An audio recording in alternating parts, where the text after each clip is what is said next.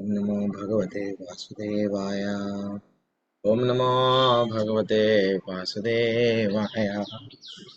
ओम नमो भगवते वासुदेवाय।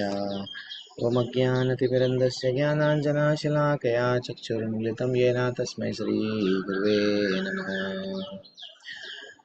श्रीचैतन्यमनोभीष्टं स्थापितं येन भूतले स्वयं रूपा कदा मह्यं ददाति स्वपदान्तिकं वन्देऽहं श्रीगुरुः श्रीयुतपदकमलं श्रीगुरुन् वैष्णवंश्च श्रीरूपं सग्रजातं सगणरघुनाथान्वितं तं सजीवं साद्वैतं सावधूतं परिजनसहितं कृष्णचैतन्यदेवं श्रीराधाकृष्णपादां च ललिता श्रीविशाखान्वितांश्च हे कृष्णा करुणा सिन्धु दीनबन्धो जगत्पते गोपेश गोपिका कांता राधा कांता नमस्ते तप्त कांचन गौरांगी श्रीराधे वृंदावनेश्वरी वृषभानुसुते देवी प्रणमामि हरिप्रिय वाञ्छाकल्पतरुभ्यश्च च कृपा सिन्धुभ्य एव च पतितानां पावनेभ्यो वैष्णवेभ्यो नमो नमः। जय श्री कृष्ण चैतन्य प्रभु नित्यानंद श्री अद्वैत गदाधर श्रीवास आदि गौर भक्त वृंद। हरे कृष्णा कृष्णा कृष्णा हरे हरे हरे रामा राम राम हरे हरे हरे कृष्णा कृष्णा कृष्णा हरे हरे हरे रामा राम राम हरे हरे हरे कृष्णा कृष्णा कृष्णा हरे हरे हरे रामा राम राम हरे हरे हरे कृष्णा कृष्णा कृष्णा हरे हरे हरे रामा राम राम हरे हरे। राम संकीर्तन की जय, श्री प्रभुपाद की जय। तो माता जी प्रभु जी, मंडे बैच जो कोई भी छूट गया था उन लोगों के लिए ये स्पेशल कक्षा है। तो आप सभी का स्वागत है आज की कक्षा में। भक्ति शास्त्री लेवल 5 तीसरा अध्याय 34वां या नहीं तो 35वां श्लोका से हमको करना है। जिसके पास में भगवत गीता है वह सब अपनी अपनी भगवत गीता निकाल लीजिए, क्योंकि हमारे पास में समय ज़्यादा है, श्लोक कवर करना कम है, तो हम लोग थोड़ा सा तात्पर्य भी पढ़ेंगे। मैं भी मेरी भगवत गीता निकाल रहा हूँ, तो थोड़ा सा रिवीजन करते हुए हम लोग, क्योंकि आप लोग ये बैच मंगलवार के बैच से मर्ज किया गया, तो ये लास्ट के चंद श्लोक जो छूट गए थे वो भी आज हम लोग कवर कर लेंगे। वैसे तो ये जो मंगलवार के बैच के लोग हैं उनके लिए आवश्यकता नहीं है कि भाई अटेंड करना जरूरी है क्या, नहीं, उनके लिए अटेंड करना जरूरी नहीं है। सिर्फ ये मंडे सोमवार के बैच वाले जो अटेंड नहीं कर पाए उनके लिए ही ये जो लास्ट के चंद श्लोका है, श्लोकाओं को हम लोग थोड़ा सा रिवीजन करेंगे। तो कहाँ तक था माता जी, आप लोग जो मंडे बैच से कनेक्टेड है कहाँ से करे थे? 35 हो गया, 36 से करना है या 35 से करना है? हरे कृष्णा, मेरी आवाज आ रही है? अत्रेय अत्रेयी अत्रेयी हरे मोंडा कृष्ण का हरे कार्तिकी कृष्ण माता जी, प्रभु हाँ जी। हाँ। कहाँ से स्टार्ट थर्टी करना था? आप मंडे वाले बैच में थे ना, हाँ तो प्रभु हमको जी। प्रभु जी 35 तक हो गया, श्रेयांश धर्म तक हो गया, 36 से होगा। अच्छा 35 भी हो गया, कोई बात नहीं। 35 तक ही हुआ। 35 ठीक है। एक काम कर लेंगे, 34 35 थोड़ा सा जल्दी जल्दी हम लोग रिवीजन कर लेते हुए आगे बढ़ जाएंगे, तो वो कनेक्टिविटी रहती है। वैसे तो भगवान तीसरे अध्याय में हमको अर्जुन को ये बता रहे थे कि कर्म के बारे में बता रहे थे, तो तीसरा अध्याय थोड़ा सा इंट्रोडक्शन है, फिर पांचवा अध्याय में और डेप्थ में बताएंगे कर्म के बारे में। अकर्म क्या है, विकर्म क्या है, सकाम कर्म क्या है, तो हमको किस प्रकार से कर्म करना चाहिए वो ज्ञान दे रहे थे अब ये जो अंतिम यानी लास्ट 35वें श्लोका या 34वें श्लोका के बाद में जो भी अ, ये ये जो भाग है भगवत गीता का, इतना ब्यूटीफुल भाग है। यहाँ पे भगवान बोलते हैं कि एक भक्त कैसा गिर जाता है, एक व्यक्ति कैसा गिर जाता है, कैसा अपने कामनाओं को अगर नहीं रोका, हम्म, तो गिरने की कहाँ कहाँ संभावना है। अपना वास्तविक शत्रु का है, हम लोग लोगों में शत्रु को ढूंढते हैं, ये मेरा शत्रु है, वो मेरा मित्र है, ये मेरा अपना, वो मेरा पराया। लेकिन भगवान बोल रहे हैं बेटा, तुम्हारी भक्ति में प्रगति करने के लिए सबसे बड़े स्पीड ब्रेकर क्या है?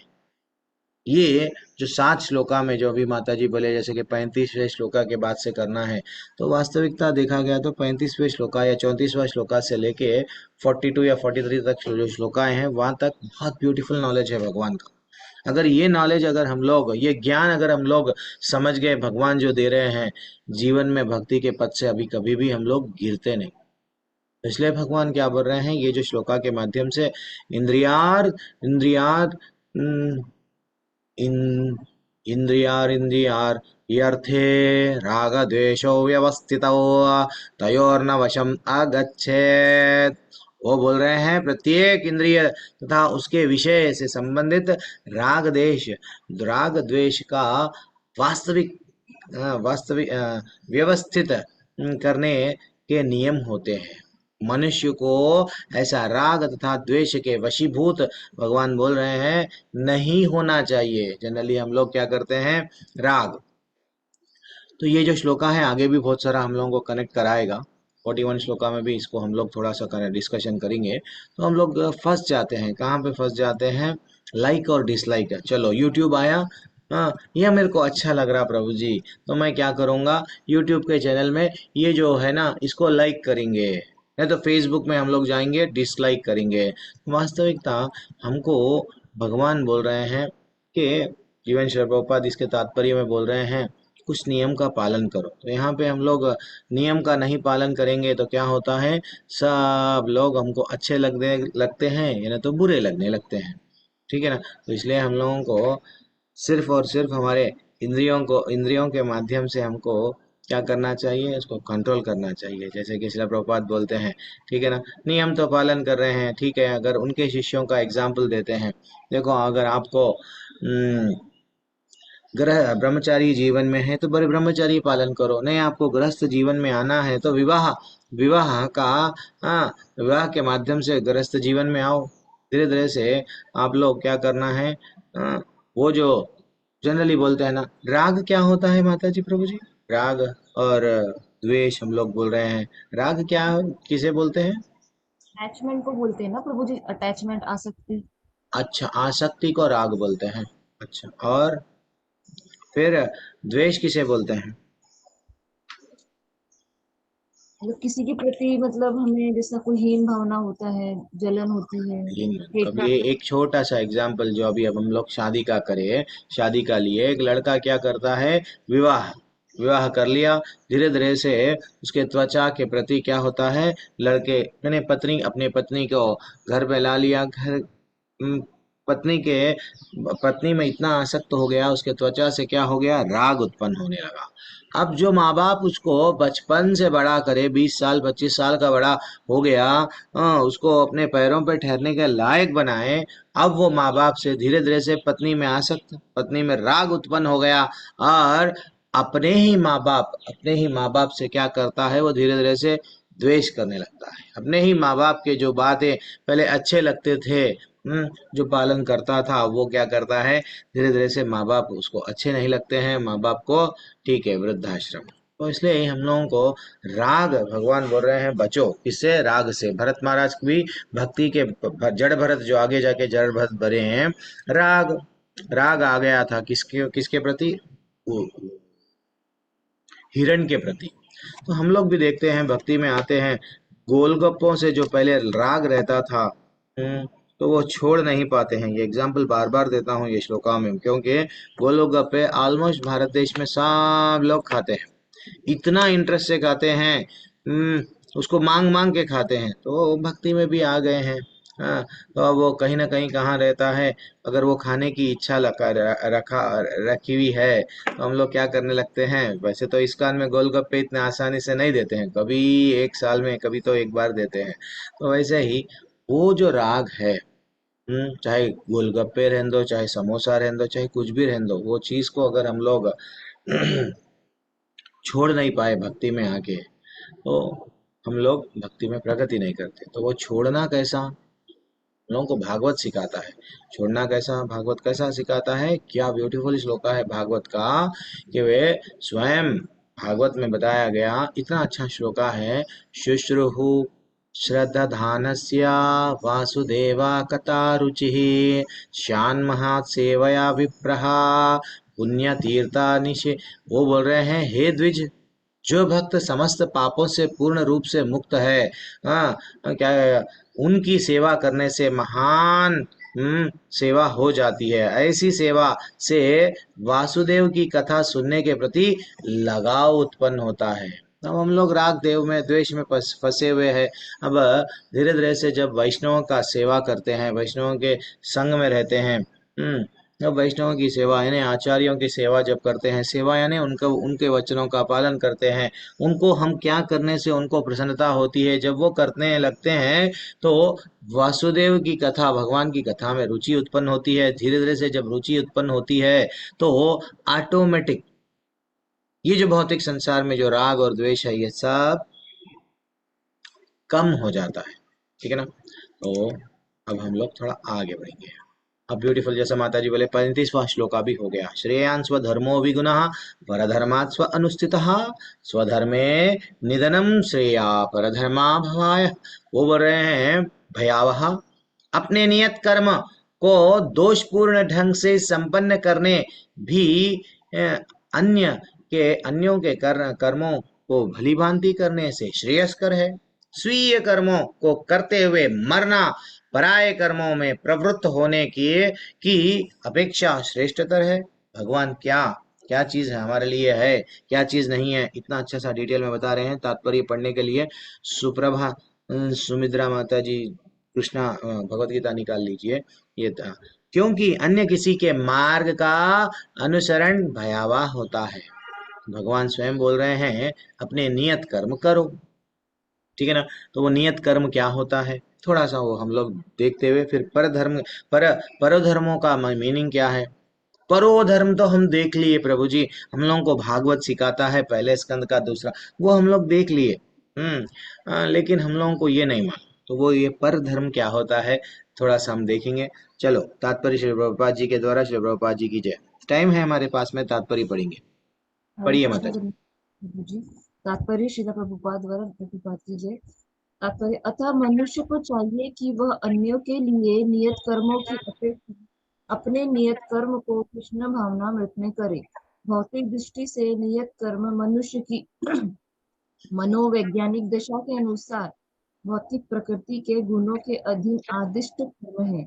आध्यात्मिक कर्म गुरु द्वारा कृष्ण की दिव्य सेवा के लिए आदेशित होते हैं। किंतु चाहे भौतिक कर्म हो या आध्यात्मिक कर्म, मनुष्य को मृत्यु पर्यंत अपने नियत कर्मों में रहना चाहिए। अन्य के निर्धारित कर्मों का अनुकरण नहीं करना चाहिए।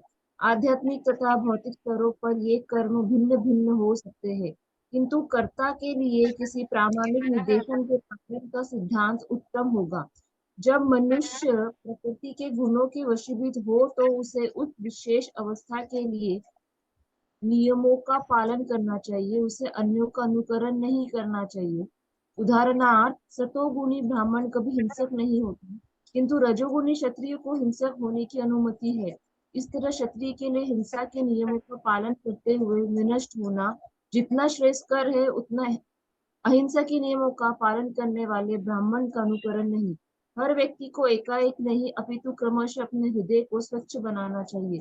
किंतु जब मनुष्य प्रकृति के गुणों को लांघ कर कृष्ण भावनामृत में पूर्णतया लीन हो जाता है, तो वह प्रामाणिक गुरु के निर्देशन में सब कुछ कर सकता है। कृष्ण भावनामृत की पूर्ण स्थिति में एक क्षत्रिय ब्राह्मण की तरह और एक ब्राह्मण क्षत्रिय की तरह कर्म कर सकता है। दिव्य अवस्था में भौतिक जगत का भेदभाव नहीं रहता था। उदाहरणार्थ, विश्वामित्र मूलतः क्षत्रिय थे, किंतु बाद में वे ब्राह्मण हो गए। इसी प्रकार परशुराम पहले ब्राह्मण थे किंतु बाद में क्षत्रिय बन गए। ब्रह्म में स्थित होने के कारण वे ऐसा कर सके, किंतु जब तक कोई भौतिक स्तर पर है उसे प्रकृति के गुणों के अनुसार अपने कर्म करने चाहिए, साथ ही उसे कृष्ण भावनामृत का होना चाहिए। हरे कृष्ण जी। यस, थोड़ा सा समझाइए मैया। सुप्रभात सुमित्रा माता जी। समझ। भगवान बोल रहे हैं हम्म, मतलब जो जिस भी वर्ण आश्रम में है उसको हमें मतलब पालन करना है। जैसे एग्जाम्पल से बोल रहे कि जैसे विश्वामित्र जी बाद में मतलब ब्राह्मण हुए और परशुराम जी ब्राह्मण थे, क्षत्रिय हुए।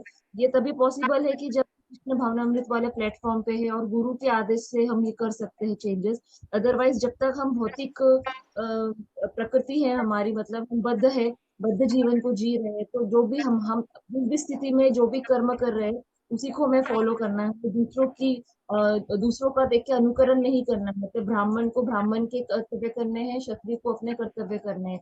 अगर हम एक दूसरे मतलब अपने कर्तव्य को, नियत कर्तव्य को छोड़ के दूसरे के कर्तव्य करते हैं तो हमसे क्या कहते हैं, पाप हो सकता है, हमसे मिस्टेक होगा, जो हमारे लिए क्या कहते हैं उचित नहीं है। हमारे अब जो हमारी प्रगति होगी वो गलत होगी।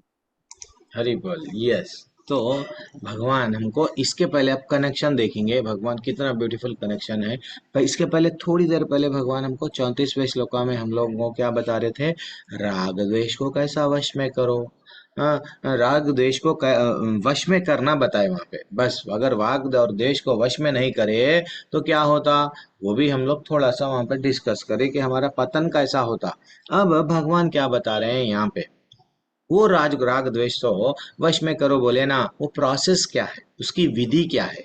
उसकी विधि क्या है कि प्रत्येक परिस्थिति में, हाँ, सिर्फ और सिर्फ हमको करना क्या है, हमारा स्वधर्म, स्वधर्म का पालन करना चाहिए, पर धर्म का पालन नहीं करना चाहिए। प्रभु जी, ये स्वधर्म क्या होता है? स्व अलग है, धर्म अलग है। स्व यानी स्वाभाविक धर्म को, हाँ, यानी स्वाभाविक, स्व और धर्म, धर्म यहाँ पे मीनिंग क्या आ रहा है? कर्तव्य। जो स्वाभाविक जो कर्तव्य है उसका पालन करो। हमारा स्वभाव किस तरह से है, हम लोगों को वो करना चाहिए। जैसे कि यही श्लोका अगर हम लोग कंपेयर करेंगे 18वें अध्याय के 47 श्लोका से, कोई एक बार 18 से 18 अध्याय के, और ये जो श्लोका के बाजू पेंसिल से लिख लीजिए, this shloka is connected to 18.47, एक बार लिख लीजिए। लिख लेके एक बार खोल के पढ़िए 18.47। कितना ब्यूटीफुल कनेक्शन आपको लगता है? हाँ, हमको अब समझ में आ गया प्रभु जी, इससे उसको कनेक्टेड है। पढ़िए, नहीं तो मैं पढ़ लूँ, मैं भी भगवत गीता में निकाल लूंगा। पढ़िए, जिसने जल्दी से मिल गया है पढ़ लीजिए 18 पॉइंट। प्रभु जी पढ़े क्या? पढ़िए। हरे कृष्ण। स्वभाव नियतम कर्म पूर्वान अपनोति किल विषम। तात्पर्य और अनुवाद प्रभुपाद द्वारा। जय श्री प्रभुपाद। अपने वृत्तिपरक कार्य को करना, चाहे वह कितना ही त्रुटिपूर्ण ढंग से क्यों ना किया जाए, अन्य किसी के कार्य को स्वीकार करने और अच्छी प्रकार से करने की अपेक्षा अधिक श्रेष्ठ है। अपने स्वभाव के अनुसार निर्दिष्ट कर्म कभी भी पाप से प्रभावित नहीं होते। बस यहाँ पे रुक जाएंगे, कभी भी पाप से प्रभावित नहीं होता।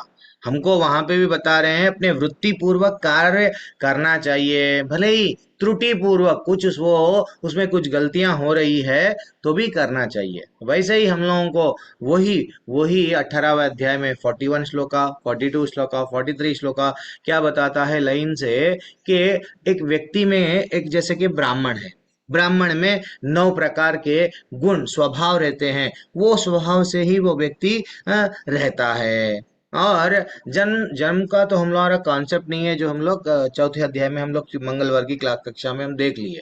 तो हम लोग वैसे एक क्षत्रिय के बारे में 18.43 में भी बताए कि क्षत्रिय के क्या वो स्वभाव है, क्या वो लक्षण है, वो लक्षण अगर उसमें है तो वो क्षत्रिय जाना जाएगा। देन फाइनली वैसे ही वैश्य और शूद्र के बारे में बताया गया। तो हम लोगों को सिर्फ भगवान यहाँ पे बता रहे हैं, हे अर्जुन, तुम्हारा स्वधर्म, स्वाभाविक कर्तव्य है। स्वधर्म क्या है? तुम वैसे तो क्षत्रिय हो, तुम्हारा स्वधर्म क्या है? बचपन से तुम युद्ध, लड़ने की विद्या अच्छा सा सीखे हो, इंटरेस्ट भी वहां पे है तुमको।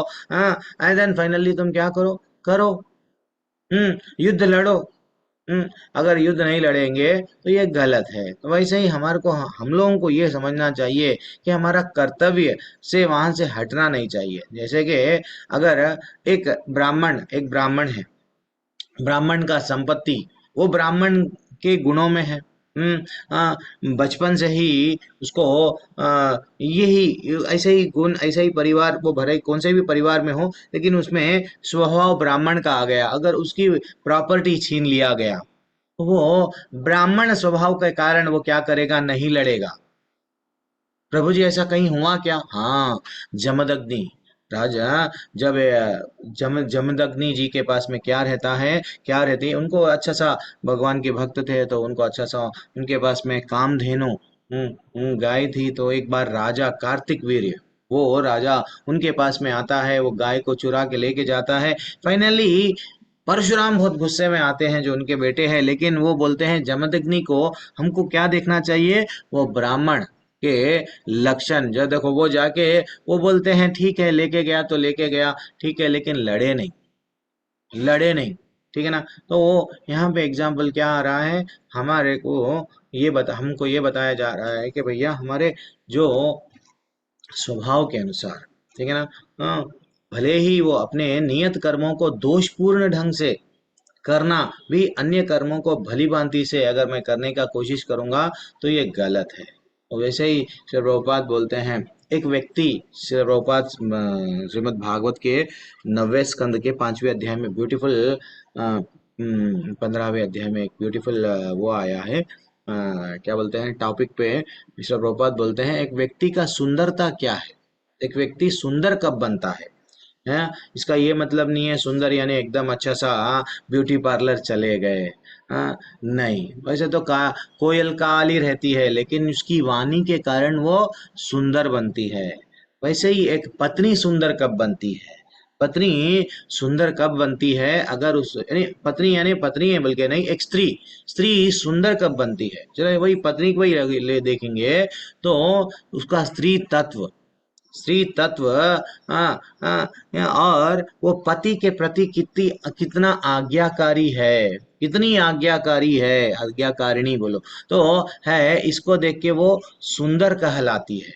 वैसे ही एक कुरूप ब्राह्मण है, ब्राह्मण का फेस हम लोग अरे बहुत कुरूप है, लेकिन ब्राह्मण इतना ज्ञानी है, वेद शास्त्र अच्छा सा पढ़ लिया है, तो वो सुंदर कहलाता है। तो इसलिए हम लोगों को जैसे कि पर धर्म यानी उसके, मैं इंटरनली वो नहीं हूँ, लेकिन मैं इंटरनली कुछ हूँ, मैं करना कुछ और चाह रहा हूँ।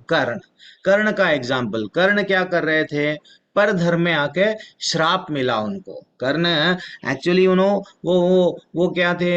हमको मालूम है क्षत्रिय परिवार से जन्म लिए, ठीक है, उसके बाद में वो क्या क्या हुआ वहां पे नहीं जाएंगे कहानी में। लेकिन कर्ण जब परशुराम के पास में अपने आप को बोले कि मैं ब्राह्मण हूँ, नहीं मैं तो क्षत्रिय नहीं हूँ, तो परशुराम को क्षत्रियों से बहुत बहुत, हाँ ठीक है ना, हमको वो भी मालूम है। लेकिन जब परशुराम परशुराम भगवान को स्वयं मालूम हुआ, कब? जब कर्ण को पीड़ा हो रही थी, एक छोटा सा कीड़ा उनको काट रहा था, खून बह रहा था, लेकिन कर्ण वहां से हले भी नहीं, क्योंकि गुरु की निद्रा में बाधा होगी, मैं ऐसा ही बैठा हुआ रहूंगा।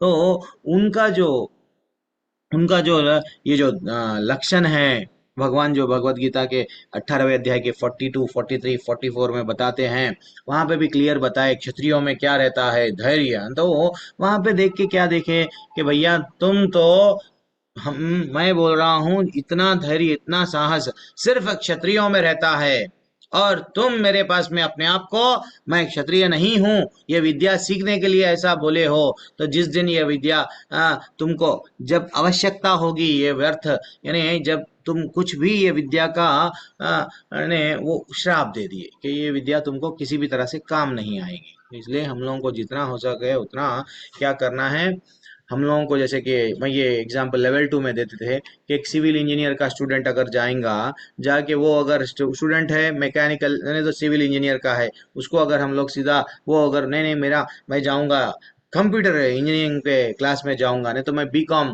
कॉमर्स के लेवल के क्लास में जाऊंगा, ना तो वो यहाँ पे भी आगे बढ़ेगा ना वहां पे आगे बढ़ेगा। तो इसलिए हम लोगों को क्या करना चाहिए, देखना चाहिए कि हम लोग दूसरा अगर वो मैं भगवान हमको भक्ति में आ गए, कभी कभी भगवान कृपा करते हैं, कोई कोई कीर्तन अच्छा करता है, कोई कोई प्रचार में यस यस हम लोग जो है सो क्लास देंगे, कोई कोई क्या करते हैं बस भगवान के लिए प्रसाद अच्छा बनाते हैं, और कोई में इतना भगवान टैलेंट देते हैं वो बुक नहीं खरीदता फिर भी इनके बातों में आके इतना अच्छा सा बुक ले लेते हैं, बुक वितरण में बहुत एक एक को एक एक भगवान और गुरु की कृपा से ये आशीर्वाद मिलता है, टैलेंट रहता है।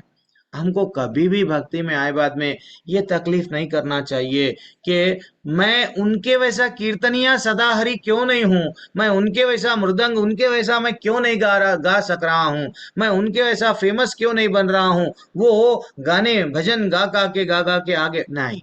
हमको हमको क्या करना चाहिए, भक्ति में आ गए हैं, देखिए भगवान की दया से गुरु गुरु की आशीर्वाद से वो इतना अच्छा गा रहे हैं, लेकिन उनके प्रति हमारा भाव, मैं भी अगर वही करने का अच्छा सा हम भगवान के लिए प्रसाद बना रहे नहीं, मैं भी कीर्तन करूंगा, ठीक है, अगर कृपा है तो दो भी कर पाएंगे, लेकिन लेकिन वो नहीं है तो इसका ये मतलब नहीं है कि फंस जाएंगे, ठीक है ना। तो इसलिए हम लोगों को समझना चाहिए, एक एग्जाम्पल तो हम लोग पहले भी दे चुके हैं, तो इसलिए क्या होता है जितना हो सके उतना दूसरों के कर्म को देख के हम लोग कॉपी नहीं करना बरल, ठीक है। मैं भी अगर फिल्म एक्टर बनूंगा, मैं समझूंगा, देन गिना तो हम लोग प्रचा क्या बोलते हैं, मगर मैं टीचर हूँ, फिल्म एक्टर में जाऊंगा तो मैं फिल्म एक्टर भी नहीं बन पाऊंगा ना तो टीचर बन पाऊंगा, क्योंकि दूसरे कर्मों को नहीं करना चाहिए, ठीक है ना। तो फाइनली हम लोग क्या करना है फिर, सिर्फ और सिर्फ श्रीमद् भागवत में भी एक ब्यूटीफुल श्लोका है, मैं भागवत को लेता हूँ, हमेशा लेता हूँ, क्या लेता हूँ ये बार, ब्यूटीफुल 7वां स्कंद का ब्यूटीफुल श्लोका है, आप नोट्स बना सकते हैं, क्या इतना अच्छा श्लोका है। देखो प्रहलाद महाराज बोले, भले ही मनुष्य के पास में क्या क्या है, मेरे पास में आज मेरे पास में बंगला है, मोटर है, गाड़ी है, तुम्हारे पास में क्या है, अच्छा सा डायलॉग है ये। हाँ, तो वो बोलते हैं प्रहलाद महाराज, अगर मनुष्य के पास संपत्ति है, राजसी परिवार है, सौंदर्य है, तपस्या है, शिक्षा है, दक्षता है, किंतु सॉरी कांति भी है और प्रभाव है, शारीरिक शक्ति भी है और बहुत सारी चीजें हैं भाई, लेकिन किंतु मेरी समझ से इन सारी योग्यताओं से भी कोई व्यक्ति भगवान को प्रसन्न नहीं कर सकता।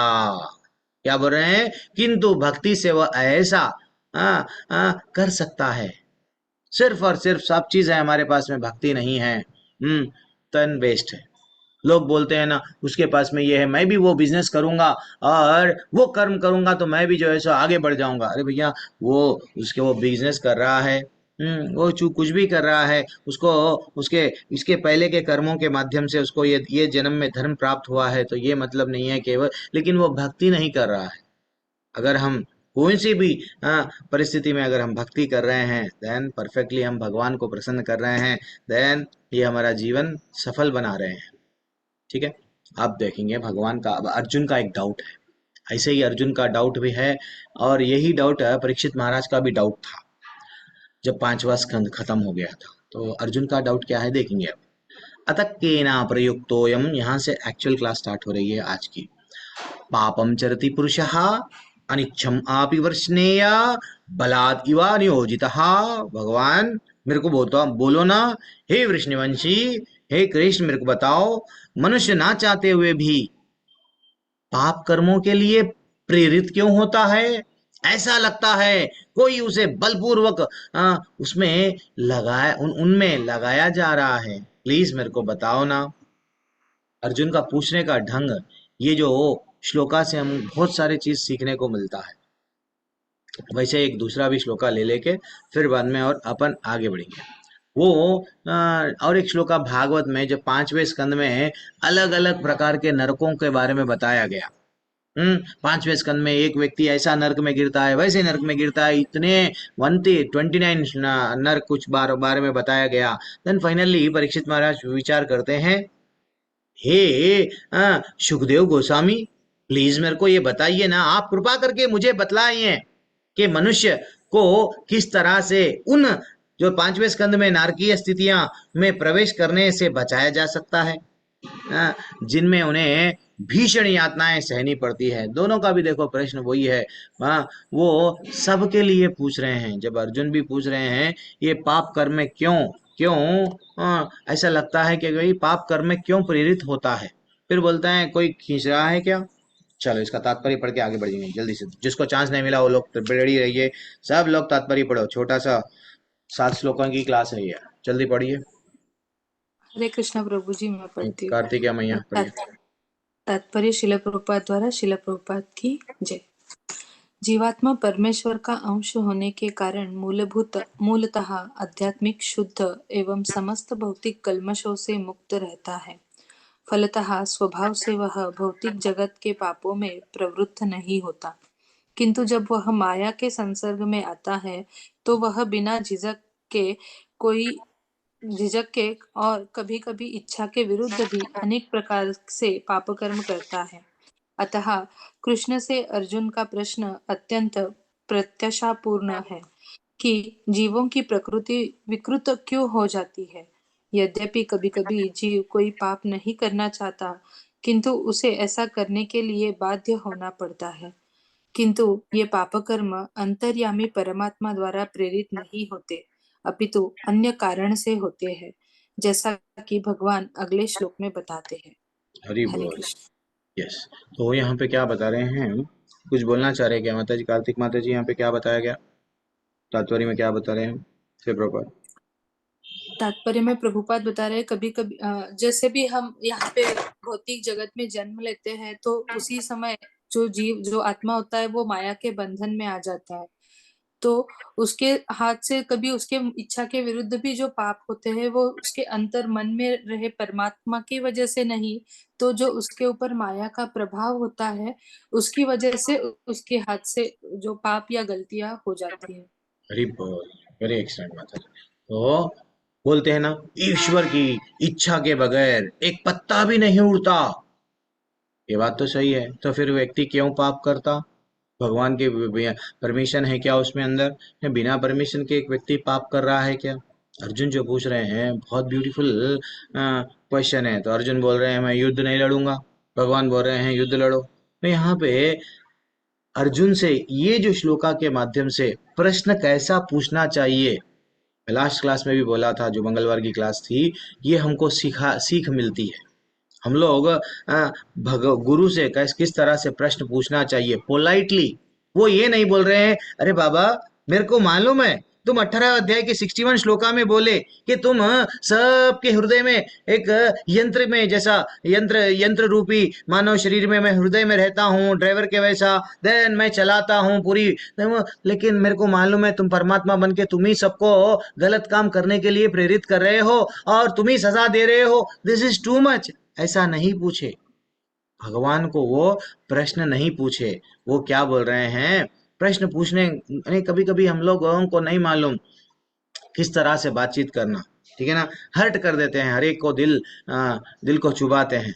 वो क्या बोल रहे हैं उनको मालूम है, लेकिन वो प्रश्न कितना अच्छा पूछ रहे हैं, मनुष्य ना चाहते हुए है भगवान मेरे को बोलो ना, मेरे में कुछ मेरी योग्यता में समझने में कुछ कमी है, मेरे में कुछ कमी है जो मैं ये समझ नहीं पा रहा हूँ। ये नहीं बोल रहे कि तुम ही परमात्मा उनके हृदय में बैठे हुए हो और तुम ही हमसे पाप करा रहे हो और फिर तुम ही हमको सजा दे रहे हो। हे कृष्ण ये तुम गलत कर रहे हो। आजकल के बच्चे माँ बाप को ऐसा ही बोलते हैं, ऐसे ही बोलते हैं।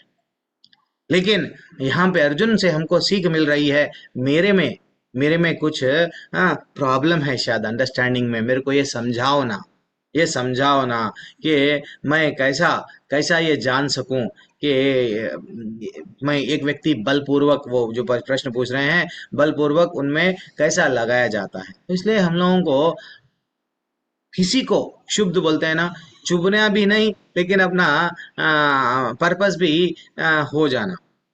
तो ये रिसेंटली भी बोला ना, अच्छा सा एग्जांपल मेरे को बार बार बोलना लगता है, क्योंकि एक रूम में अगर आप बैठे हुए हैं, कोई एक व्यक्ति आया है तो आप, कोई एक व्यक्ति रूम में बैठा हुआ है, आप वो व्यक्ति को जाके क्या बोल रहे हैं, यहाँ पे मैं सेल रखा था, हाँ हाँ, एक वस्तु चोरी हो गई, तो हम आप पहला क्या करते हैं, तुम ही चोर है, तुम ही निकाले, मेरे को मालूम है पक्का, वो व्यक्ति अगर नहीं निकाला है, तो अगर निकाला भी है तो उसको क्या होगा, थोड़ा दिल को तकलीफ होगा।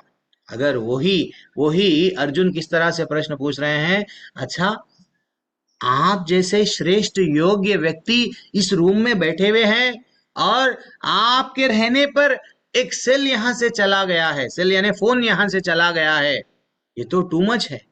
हाँ, ये तो टू मच है। हाँ, तो अब देखो, पूछना पूछना ही है। तो ये गीता हमको बहुत सारे चीज सिखाती है। ये जो श्लोक है हमको भी क्या सिखा रही है, कैसा बोलना सिखा रही है, क्योंकि 17वें अध्याय में भगवान बोले हैं, हैं क्या करे हैं, वाणी के बारे में और भी हम लोग डेप्थ में सीखेंगे कैसा बात करना, वो 17वें अध्याय में। तो अब इसलिए हम लोगों को क्या बोल रहे हैं यहाँ पे, ये थोड़ा थोड़ा हम लोगों को कंट्रोल में तो लाना है, लेकिन कैसा कंट्रोल में लाना है, इसलिए प्रभुपाद भी वही बोल रहे हैं, किंतु जब वह माया के संसर्ग में आता है तो बिना झिझक के और किसी भी इच्छा के विरुद्ध भी अनेक प्रकार के प्राप्त कर्म करते रहता है। कभी कभी क्या होता है, हम लोगों को भक्ति में नहीं आने से पहले वेज पफ खाते थे, बेकरी के आइटम खाते थे, खाना खाना इतना अच्छा लगता है, तो वो लोग अगर क्या करते हैं, मंदिर में चले गए, अब उनको चला गया गोविंदास में, उनको थोड़ा सा सेवा मिल गई, चलो 1 घंटे के लिए गोविंदा में सेवा करो, चलो वो करते हैं, लेकिन उनके मन में क्या होता है, खाने की इच्छा, प्रगाढ़ इच्छा होती है कि मैं ये काम करूंगा, काम खत्म होने के जरिए खाऊंगा। लेकिन उनको उनके काउंसलर, उनके जो जहाँ पे भी प्रेसिडेंट है या नहीं तो कमांडर है टेम्पल के, बताते हैं जो तुम्हारी इच्छा है भोग करने की, थोड़ा क्या करो, कम करो, थोड़ा कम करो, थोड़ा कम करो, बताते बताते बताते धीरे धीरे से वो क्या हो जाता है, ब पूरी तरह से तृप्त हो जाता है, ठीक है ना। तो इसलिए हम लोगों को नहीं करना है। अब यहाँ पे नेक्स्ट जो श्लोका है, ब्यूटीफुल श्लोका है, कि भगवान कितना ब्यूटीफुल आंसर देते हैं। तो एक श्लोका से हम ये सीख पाए, अर्जुन के बारे में भी सीखे, परीक्षित महाराज के बारे में सीखे, ये लोग क्या कर रहे हैं, हम सबके लिए ये प्रश्न पूछ रहे हैं, ठीक है ना। अब भगवान कितना आंसर ब्यूटीफुल देते हैं। काम एष श्री भगवान उवाच, काम एष क्रोध एष रजो गुणा समुद्भवः महासनो महापाप्मा। वो बोल रहे हैं, हे भगवान ने कहा, हे अर्जुन, इसका कारण रजोगुण से संपर्क से उत्पन्न काम है, जो बाद में क्रोध के रूप धारण करता है, जो इस संसार का सर्वभक्षी पापी है। ये जो व्यक्ति इस तरह से कर रहा है, हाँ, तो ये क्यों है, नहीं, काम तुम्हारा शत्रु है। भगवान क्या बोल रहे हैं, इसके पहले भी श्लोका में बताए, लेकिन तात्पर्य थोड़ा बड़ा है, तो हम लोग तात्पर्य का एक पहला पैराग्राफ पढ़ लेंगे। पढ़ लीजिए पहला और दूसरा पैराग्राफ, जिसको चांस नहीं मिला। तात्पर्य श्री प्रभुपाद जी के द्वारा, श्री प्रभुपाद जी की जय बोल के तात्पर्य आरंभ करो। हरे कृष्ण प्रभु जी।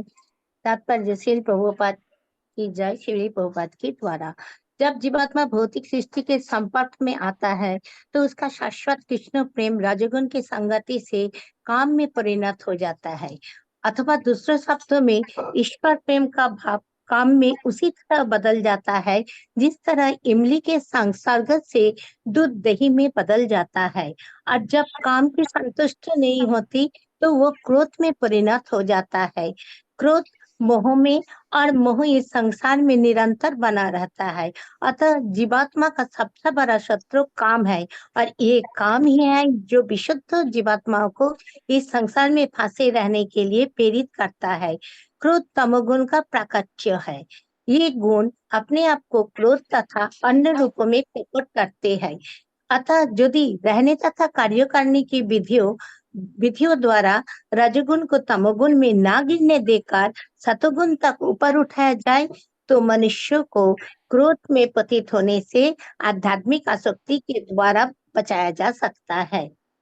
अपने नित्य वर्धमान चिदानंद के लिए भगवान ने अपने आप को अनेक रूपों में विस्तारित कर लिया है, और जीवात्माएं उनके इस चिदानंद के ही अंश है।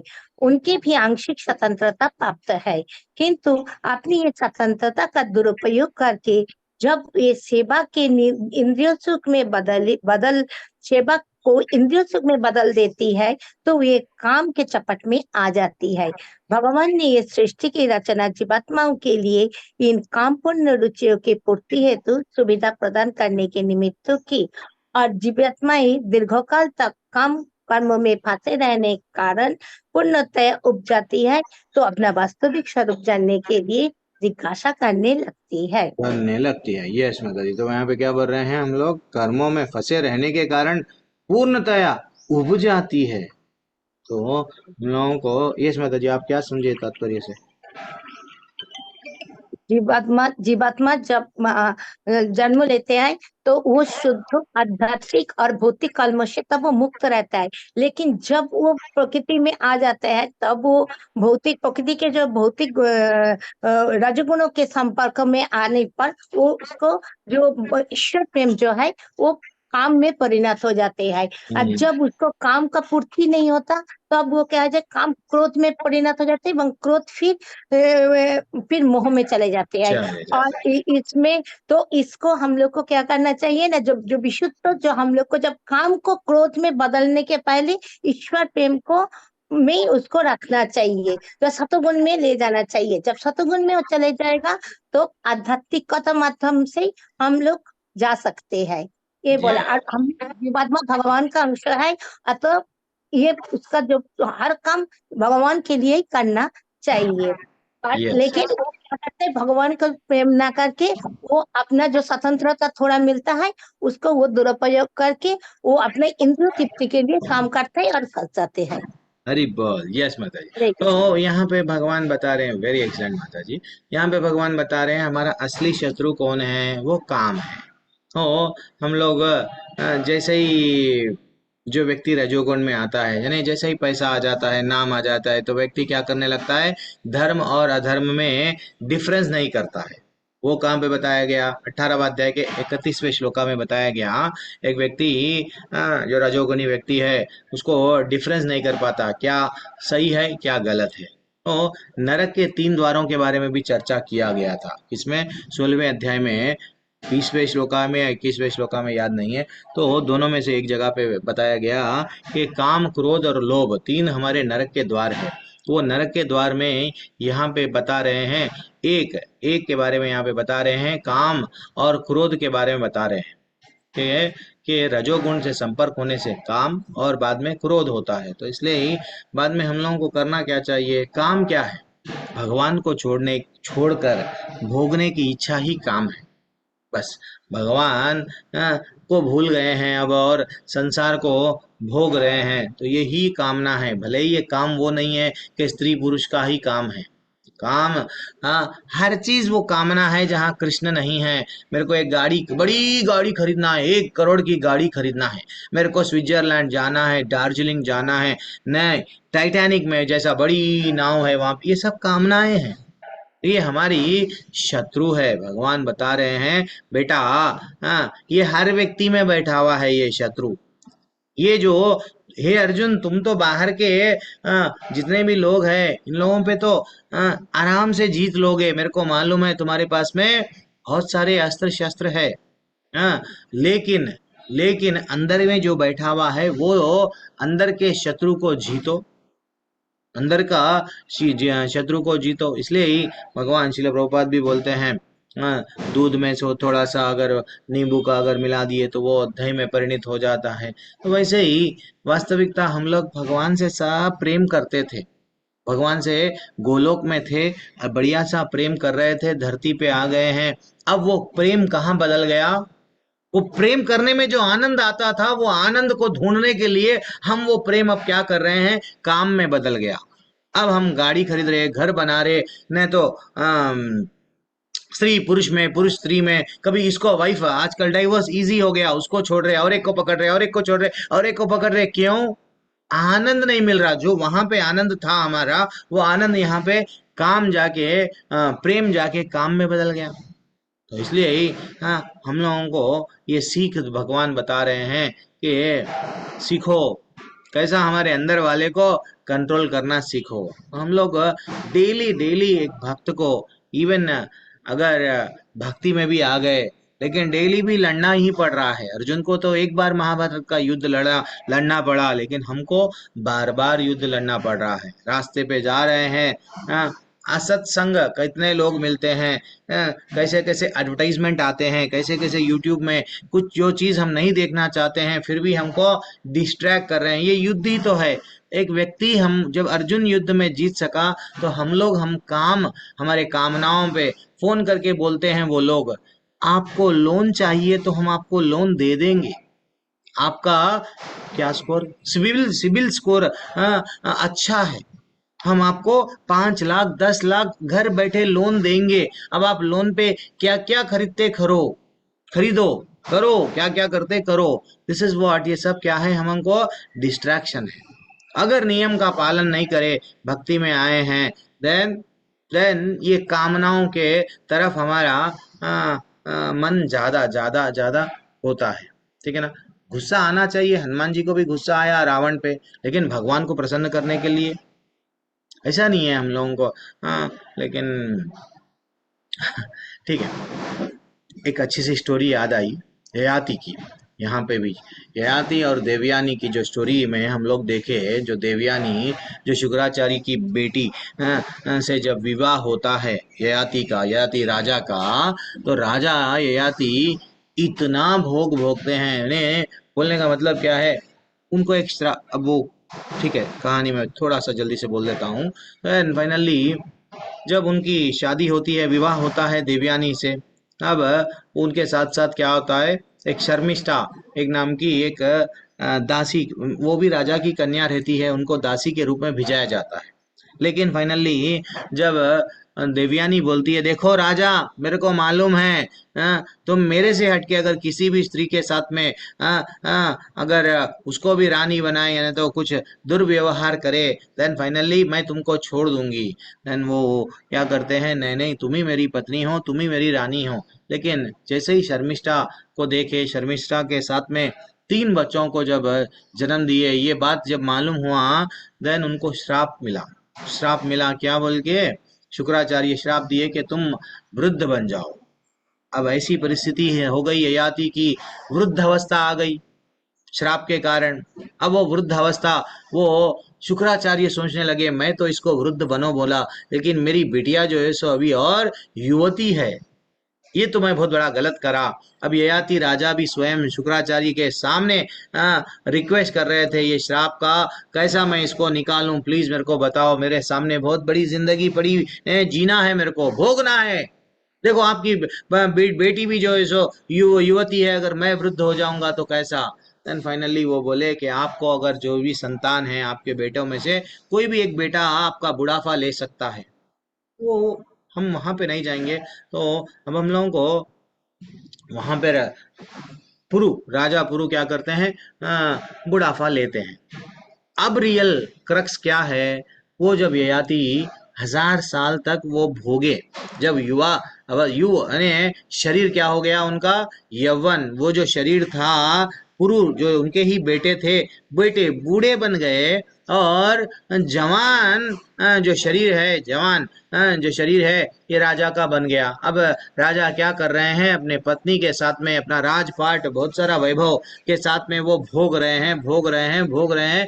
1000 साल के बाद में ये बात बोलते हैं, स्वयं ययाति बोलते हैं, मैं 1000 साल तक, 1000 साल तक मैं इतना भोग भोगा हूं, लेकिन मेरे को तृप्ति नहीं हुई, मेरे को सेटिस्फैक्शन नहीं आ रहा है। मैं आनंद के पीछे भाग रहा था, लेकिन मेरे को वो आनंद नहीं आ रहा है। बोलने का मतलब क्या है, ये काम वो चीज है, हम लोगों को अगर एक कामना, एक डिजायर को अगर हम लोग कंप्लीट करें और एक डिजायर आ ही जाती है, तो इसलिए हम लोगों को भगवत गीता सिखा रही है कि कामना से ही, हमारी काम से ही हमारा क्या आता है, पतन होता है। तो ये रजोगुण के कारण आता है, जैसे माता जी बता रहे थे, सतोगुण में स्थित होना चाहिए। धीरे धीरे से अगर जो नीचे के गुण में है, तमो में है, रजो में आना, रजो वाला सतो में आना, सतो वाले जो गुणातीत बनना है, तो ये गुणों के ऊपर उठना है, तो भगवान की शरण में आके शुद्ध सतोगुण में आना ही है। देन फाइनली भगवान क्या बोल रहे हैं, ये ब्यूटीफुल श्लोका है, हर एक डिटेल में बताते हैं यहाँ पे। धूमेन वृत्यते वाहनिर यथादर्शो मलेन च, अलग अलग स्तर बता रहे हैं काम का। वो क्या है, वो कि जिस प्रकार अग्नि धुएं से काम को एक वक्त हमारे जीवन से हटा कैसे सकते हैं, हर कोई हटा कैसे सकते हैं, 3 अलग-अलग स्तर बता रहे हैं। जिस प्रकार अग्नि धुएं से, दर्पण धूल से और भ्रूण गर्भाशय से आवृत रहता है, उसी प्रकार जीवात्मा इस काम के विभिन्न मात्राओं से आवृत रहता है। यहाँ पे ब्यूटीफुल तात्पर्य में भी इतना अच्छा समझाए हैं श्री प्रभुपाद। जल्दी से तात्पर्य पूरा तात्पर्य जल्दी पढ़ लीजिए, खत्म, और 4 श्लोकाओं के बाद में क्लास खत्म हो जाती है। पढ़िए, जिसको चांस नहीं मिला वो पढ़िए। इतना शांत वातावरण। ठीक है, तात्पर्य श्री प्रभुपाद जी के द्वारा, श्री प्रभुपाद जी के जय। जीवात्मा के आवरण के 3 कोटियां हैं, जिनसे उनकी शुद्ध चेतना धूमिल होती है, और यह आवरण काम ही है जो विभिन्न स्वरूपों में होता है, और यथा अग्नि में धुआं, दर्पण में धूल और भ्रूण में गर्भाशय। जब काम की उपमा ध्रुम से दी जाती है तो वह यह समझना चाहिए कि जीवित स्फुल्लिंग की अग्नि कुछ कुछ अनुभवगम्य है। कोई पढ़ रहे नहीं क्या? मैं पढ़ूं? दूसरे शब्दों में पढ़ू प्रभु जी? यह सब क्या करेंगे माता जी? दूसरे लोग को सब पता नहीं है क्लास में है या नहीं है।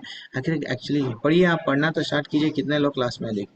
जब जीवात्मा अपने कृष्ण भावनामृत को कुछ कुछ प्रकट करता है तो उसकी उपमा धुएं से आवृत अग्नि से दी जा सकती है। यद्यपि जहाँ कहीं धुआं होता है वहां अग्नि का होना अनिवार्य है, किंतु प्रारंभिक अवस्था में अग्नि की प्रत्यक्ष अभिव्यक्ति नहीं होती। यह अवस्था कृष्ण भावनामृत के शुभारंभ जैसी है।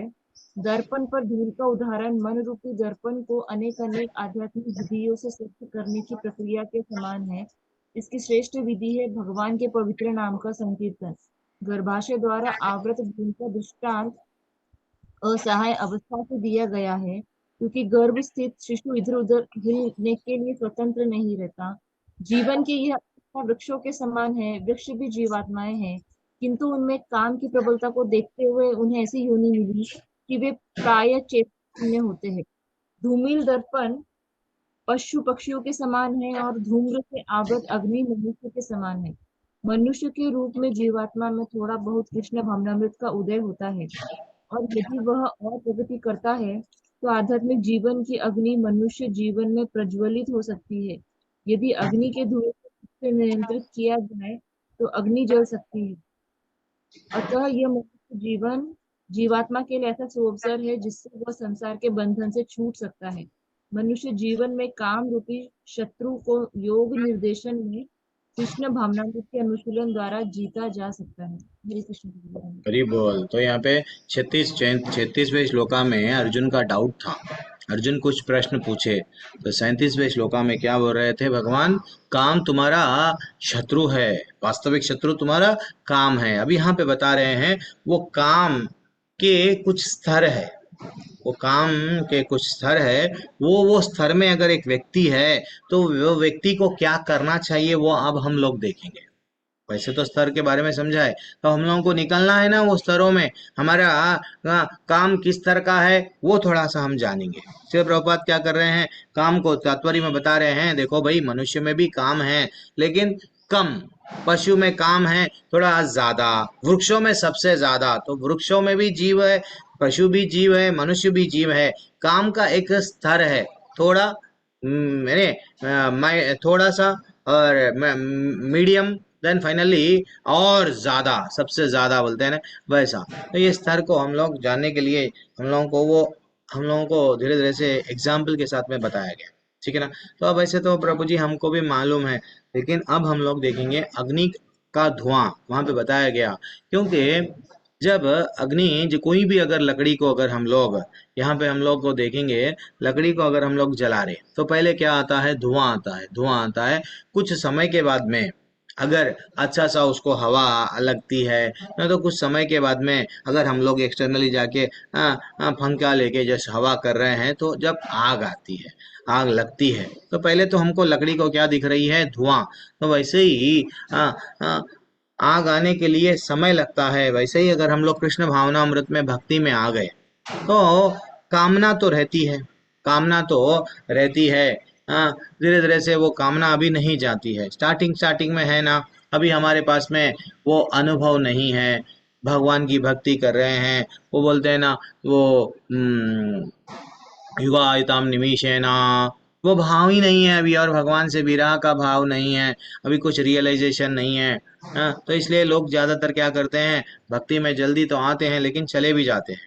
तो लेकिन श्री प्रभुपाद बोलते हैं, ठीक है, भक्ति में आ रहे हैं, नियमों का पालन कर रहे हैं, बहुत अच्छी बात है, नहीं है, बहुत अच्छी बात है। तो अगर हमारे में कामना भी है, भक्ति में भी आ गए, तो क्या करना है, क्या करना है? ये जो एग्जाम्पल, अग्नि बढ़ाना है, अग्नि को बढ़ाना है, धुआं लग गया, अगर हमारे भक्ति में कोई व्यक्ति नया नया आ गया है, हाँ, हम भी नए नए हैं, अगर भक्ति में आ गए हैं, तो हमको क्या करना है? धुआं आ रहा है लेकिन अग्नि नहीं आ रही है, वो अंदर अग्नि, कृष्ण की अग्नि अभी और जल रही नहीं, तो क्या करना है? धुआं करना है। धुआं कैसा दे सकते हैं? तो हम लोगों को सिर्फ और सिर्फ भगवान के बारे में ज्ञान, श्रवणम और कीर्तनम, भगवान भक्तों के संग में रह के श्रवण और कीर्तन करने से डेफिनेटली क्या होता है, वो धुआं हमारे को लग के वो हमारी जो कामना है ना, काम, जहाँ पे हम लोग को ये चाहिए, मोटर बंगला चाहिए, धीरे धीरे से जो भक्ति में शुरू शुरू में आते हैं, भक्तों के सन में सुनते हैं, श्रवण और कीर्तन दो भी चलता है, देन वो काम चला जाता है, चला जाता है। तात्पर्य में भी हम लोग देखेंगे, और श्रीमद् भागवत में भी प्रहलाद महाराज की जब कहानी के बारे में बताया गया, वहां पे भी बताया गया कि प्रहलाद महाराज जब ये, और जनरली राजा के वैसा जब जन्म लेंगे तो राजा को बहुत सारे कामनाएं रहते हैं, मैं ये करूंगा, मैं वो करूंगा, मैं ये करूंगा, ऐसा भोगूंगा, लेकिन लेकिन प्रहलाद महाराज जैसे ही वो उनको, उनके गुरु से जब उनको अच्छा सा छोटे से गर्भ में थे, देन फाइनली जब उनको कहानी पूरी बताते गए, भगवान क्या है बताते गए, तो हमारा पूरा जीवन उनको, उनको क्या था, कोई काम उनमें था ही नहीं।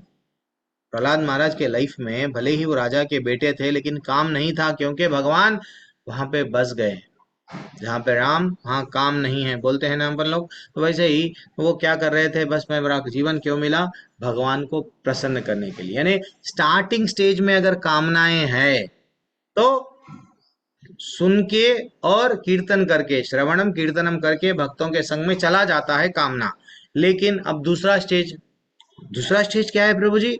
आईना, आईना धूल से ढका हुआ है, हो, अब क्या करना? आईने को अगर धूल से ढका हुआ है, हवा करे तो क्या वो धूल चला जाएगा? आईने पे भी कभी कभी दाग लग जाते हैं, कई दिनों के बाद में आईना, अगर हम लोग डेली अगर उसको क्लीन नहीं कर रहे हैं, तो हमारा चेहरा हमको साफ नहीं दिखता है, तो क्या मैं हवा करूं तो चला जाएगा? नहीं जाएगा। वैसे ही अगर हम लोग कीर्तन कर रहे, श्रवण कर रहे, लेकिन श्रवण और कीर्तन में भी अपराध, अपराध यानी सुन रहे नहीं, कहीं और ध्यान है, क्लास चल रही है, क्लास लगा दिए हैं, कुछ और काम कर रहे हैं, दिस इज व्हाट। तो जब हम लोगों को क्या करना चाहिए, हम लोगों को तो अब ये सेकंड लेवल यानी यहाँ पे इतनी आसक्ति है, हमारे काम इतना बढ़ गया है कि अब मेरे को वो ही अच्छा लग रहा है, मैं कुछ भी करूंगा वो प्राप्त करूंगा, ये प्राप्त करूंगा, ये कामनाएं बहुत है, मैं आगे जाके क्या बनूंगा, ये इंजीनियर, डॉक्टर, नहीं, फॉरेन में, अब्रॉड आजकल एक चल रहा है, हर कोई व्यक्ति अब्रॉड जाएगा, पैसा कमाएगा, बस वहीं सेटल हो जाएगा। तो अब क्या हो गया है, सबके मन में इतनी प्रगाढ़ काम, सेकेंड स्टेज है ये काम का। अब ये सब क्या कर रहे हैं, पशु के तरह बन गए हैं, पशु की तरह काम, सिर्फ और सिर्फ धीरे धीरे क्या कर रहे हैं, तिलक लगा लिए, सब लगा लिए, लेकिन क्या कर रहे हैं, दिखावा कर रहे हैं, लेकिन अंदर से कुछ नहीं है, सिर्फ क्या कर रहे हैं, एंजॉय करने की भाव है। तो ऐसे लोगों को क्या करना है अब? और श्रवण और कीर्तन में तो ध्यान पे मन भी नहीं लग रहा, कथा में जब बोल रहे हैं, नींद आ रही है प्रभु जी कथा में, क्यों? क्योंकि हमारा काम बढ़ा हुआ है कहीं और जगह पे, तो वो काम को अगर निकालना है, तब बोलते हैं नहीं, बॉडी प्रेजेंट माइंड एब्सेंट, शरीर के माध्यम से तो हम क्लास में हैं, लेकिन ध्यान कहीं और चल रहा है, तो इसको यहाँ से निकलना है तो साधना भक्ति करना है। हमको हम एक गुरु के शरण में जाके गुरु जो बताते हैं ये करो वो करो वो करो करना है, क्योंकि ध्रुव महाराज के मन में भी काम था। ध्रुव महाराज जब घर से निकले, वो उनमें एक प्रगाढ़ इच्छा थी कि मैं बहुत बड़ा राजा बनूंगा, मेरे पिता के समान, पिता से ज्यादा राज्य प्राप्त करूंगा। तब नारद मुनि देखे ये व्यक्ति के अंदर इतना काम, राजा बनूंगा, ये करूंगा वो करूंगा। ठीक है, अब काम तो आ गया, मैं क्या करूंगा, साधना भक्ति सिखाऊंगा। उनको बताए धीरे धीरे से आप क्या करो, हाँ 2 दिन का व्रत रखो, 3 दिन का व्रत रखो, पहले ये मत खाओ, बाद में फल खाओ, फलाहार, बाद में नहीं जल जन, पहले सफला, फिर बाद में जला। तो ये सब अलग अलग स्तर है व्रत के बता के फाइनली बोल रहे हैं ये करो ये करो। देन अष्टांग योग के माध्यम से अब आप क्या करो, अपने सांसों को, ये सब उनको क्या करे, धीरे धीरे से साधना भक्ति उनको बताए। लेकिन लेकिन जब उनको मालूम हुआ, थोड़ा समय लगा, समय के बाद में वो करते गए क्या, व्रत रहे सब। एक समय के बाद में जब उनके अंदर कामना चले गई, तो वैसे ही आईने को भी अगर हमको स्वच्छ बनाना है तो क्या करना पड़ता, एक गीले कपड़े को लेके उसको पोंछना पड़ता। 1 बार साफ करे, 2 बार साफ करे, 3 बार साफ करे, कई बार साफ करने के बाद में आईना क्लियर दिखता है। वैसे ही माताजी प्रभु जी, अगर हमारे में कामना ज्यादा है तो हम लोगों को साधना भक्ति कई समय तक करते जाना। बस वो लगता है सुबह में उठ रहे हैं, फॉर्मेलिटी कर रहे हैं, संसारा दावा, बस प्रभु जी वो तो ना हम लोग ना आरती कर रहे हैं, फिर भी कुछ भी नहीं हो रहा है। लेकिन करना चाहिए, साधना भक्ति करेंगे, एकादशी का व्रत रहेंगे, देन फाइनली वो आईना जैसा साफ होता है, वैसा हम लोगों को साफ, वो सेकंड लेवल है, साफ हो जाएगा। अब तीसरा लेवल क्या आया, कि माँ के गर्भ के बारे में बता रहे हैं। माँ के गर्भ में अंदर एक जो शिशु रहता है, उसको बाहर, श्रील प्रभुपाद बताते हैं, जो बाहर का कुछ भी उसको दिखता नहीं, क्योंकि वो अंदर ही रहता है, एकदम फंसा हुआ रहता है, उसको बाहर का जीवन क्या हो रहा है क्या नहीं हो रहा है नहीं मालूम होता है। उसकी परिस्थिति इतनी भयावह परिस्थिति है। अगर मैं जैसे कि माँ के गर्भ में अगर कोई बच्चा है, अगर मैं जाके जैसा शुरू का हवा करूंगा, नहीं तो मैं माँ को बोलेंगे बेटा, माँ को बोलेंगे तुम्हारे गर्भ को क्या करो, बच्चे को खुशी मिलती है, तुम क्या करो, बच्चे को अगर बदलना है तो, बच्चे को अगर कुछ सिखाना है, कुछ भी करना है तो अपने गर्भ को क्या करो, अच्छा सा कपड़े से हम लोग कैसा करते हैं, आईने को साफ वैसा करो। तो यहाँ पे ना तो साधना भक्ति आएगी, ना तो श्रवण और कीर्तन भी नहीं आएगा। ये जो परिस्थिति है, एकदम लापरवाही से लोग रहते हैं, भक्ति के प्रति कोई अनुराग नहीं रहता है। मेरी मर्जी, मैं चाहे ये करूं, मैं चाहे वो करूं, तुम कौन है मेरे को बोलने वाले, बस ऐसे लोग रहते हैं। उनके अंदर इंद्रिय तृप्ति का ही भाव रहता है। तो ऐसे लोगों को क्या करना चाहिए, कुछ दिन के लिए, जैसा माँ के गर्भ से एक बच्चा आने का इंतजार करते हैं हम लोग, 9 महीने तक इंतजार करते हैं, जब बच्चा आता है, यस देन वैसे ही वो व्यक्ति को 9 महीने तक गर्भ में छोड़ दिया गया, भाई अब ये सुधरेगा, छोड़ दो। वैसे ही हाँ, जो व्यक्ति ऐसा है, इंद्रिय तृप्ति का तीसरे लेवल पे है, इंद्रिय तृप्ति भोग करने की इच्छा, तीव्र इच्छा ज्यादा है, तो उसको क्या करना चाहिए, थोड़े दिनों तक छोड़ देना चाहिए। दंड उसका उचित यही है कि जैसे कि नल कुबेर को इतना काम, इंद्रिय तृप्ति का इच्छा था कि वो भूल गए, सामने वैष्णव आए हैं, हमको हमारा आचरण क्या करना चाहिए। देन फाइनली उनको 100 साल वृक्ष बन के रहना पड़ा। तो बोलने का मतलब क्या है, वृक्ष बन के उनको सजा मिली, लेकिन बाद में कृष्ण भगवान भी उनके जीवन में उनका उद्धार कर दिए, ये हमको मालूम है। तो इसलिए ही आजकल जितना हो सके उतना हम लोग ये जो एग्जाम्पल देख रहे हैं, प्रहलाद महाराज का स्टार्टिंग का, ध्रुव महाराज का मीडियम था, वो भी बदल गया, फिर नल कुबेर को कई सालों तक इंतजार करना पड़ा, वैसा कोई भक्ति में आ गए। कभी कभी ऐसा लगता है, मैं तो मंदिर में वो ना उन्होंने 10 साल हो गए, कहते 15 साल हो गए, अभी भी उनमें कुछ चेंजेस नहीं आए। अरे भैया आएंगे, आएंगे। हाँ, 100 साल तक नल कुबेर रुके भगवान के लिए। तो ऐसे ही है, कोई अगर आ गए हैं तो समय लगता है, समय लगता है, ठीक है ना। पहले आजकल के जो मूवीज हैं हमको क्या सिखा रही है, सिर्फ असत्संग सिखा रही है, सब गलत गलत गलत चीज, गाने भी जो है सो उसमें कोई मीनिंग नहीं है। हाँ, और जो भी हमको बता रहे हैं उसमें कामना उत्पन्न होती है। चलो गोवा चले जाओ, चलो सिंगापुर चले जाओ, चलो यही कि चलो बर्फ में वो खेल रहे हैं, हम भी बर्फ लेके खेलेंगे। लेकिन ये काम को बढ़ा रहा है। पहले के मूवी वो नहीं थे। पहले के मूवियों में इंद्रिय तृप्ति के बारे में ज्यादा नहीं बताया जाता था, लेकिन कुछ एक उद्देश्य बताया जाता था। फिर बाद में भगवान के बारे में लाके रोकते थे, लेकिन आज अश्लील। तो इसलिए ऐसे ही हम लोगों को क्या करना है, ये जो शत्रु है 3 जगह का अलग अलग भगवान बताए हैं, इसको रहे तो क्या करना, उसको रहे तो क्या करना, हम लोग बचना है। ठीक है। तो अब हम लोग सीधा नेक्स्ट श्लोका पे जाएंगे। ब्यूटीफुल श्लोका है, वो क्या है, 39 श्लोका। अवृतम ज्ञानम एतेन ज्ञानिनो नित्यवैरिणा कामरूपेण कौन्तेय।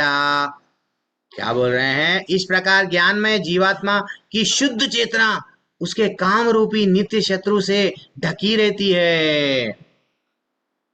जो भी तुष्ट नहीं, तुष्ट जो भी तुष्ट नहीं होता और अग्नि के समान जलता रहता है, जलता रहता है, जलता रहता है, ये बता रहे हैं। तात्पर्य कोई पढ़ो। अरे चांस मिल रहा है भगवान की सेवा करने के लिए, आगे आना चाहिए, पढ़ो। हरे कृष्णा प्रभु जी, मैं पढ़ती हूँ। आपका चांस, ठीक है, पढ़िए। तात्पर्य शिल प्रभुपाद द्वारा शिल प्रभुपाद की जय। मनुस्मृति में कहा क्लास गया चल है रहा है। कि कितना भी विषय भोग क्यों न किया जाए, काम की तृप्ति नहीं होती। जिस प्रकार की निरंतर ईंधन डालने से अग्नि कभी नहीं बुझती। भौतिक जगत में समस्त कार्यकल्पों का केंद्र बिंदु मैथुन कामसुख है। अतः इस जगत को मैथुन आगार या विषयी जीवन की हथकड़ियां कहा गया है। एक सामान्य बंदी गृह में अपराधियों को छड़ों के भीतर रखा जाता है। इसी प्रकार जो अपराधी भगवान के नियमों की अवज्ञा करते हैं, वे मैथुन जीवन द्वारा बंदी बनाए जाते हैं। इंद्रिय तृप्ति के आधार पर भौतिक सभ्यता की प्रगति का अर्थ है इस जगत में जीवात्मा की बंधन अवधि को बढ़ाना। अतः यह काम अज्ञान का प्रतीक है, जिसके द्वारा जीवात्मा को इस संसार में रखा जाता है। इंद्रिय तृप्ति का भोग करते समय हो सकता है कि कुछ प्रसन्नता की अनुभूति हो, किंतु यह प्रसन्नता की अनुभूति ही इंद्रिय भोक्ता का चरम शत्रु है। हरे कृष्णा प्रभु जी। ये थोड़ा सा हम लोगों को, अब देखो हम भक्ति में आ गए हैं, फिर भी जो है सो वो बोल रहे हैं ज्ञानमय है, बन गए हैं, ज्ञान आ रहा है, भगवान के बारे में सुन रहे हैं। हाँ, दो लोग वो अपने आप को ज्ञानी बोलते हैं, ये सब सुन रहे हैं, लेकिन कभी कभी उनका ज्ञान क्या बोल रहे हैं भगवान, हाँ, जीवात्मा की शुद्ध चेतना उसके काम रूपी नित्य शत्रु से ढकी हुई रहती है। काम रूपी नित्य शत्रु ने, कभी हम मंदिर में देखते हैं, कभी भीड़ बहुत ज्यादा रहता है, संडे के दिन हो या जब भी हो। कब मेरे हाथ में आरती आ गई है, अब मैं आरती आ गई है, अब मैं आरती लेके क्या कर रहा हूँ, माता जियों के पास में जा रहा हूँ, कभी इधर धक्का लगा रहा हूँ, कभी उधर धक्का लगा रहा हूँ, माता जियों को ऊपर ऊपर जाके मैं आरती दे रहा हूँ। तो ये दिस इज व्हाट, यहाँ पे क्या हो रही है, हमको ज्ञान है, मंदिर में आ गए हैं, कुछ सेवा मिली है हमको मंदिर में, चलो माताजियों को कुछ देना है, लो माताजी आप माताजियों को दे लो। नहीं, मैं ही जाऊंगा, सबको मैं टच करूंगा। दिस इज व्हाट, क्या हो गई उनकी, उनका काम रूपी क्या बोल रहे हैं, उनका ज्ञान क्या हो गया है, ढक गया है।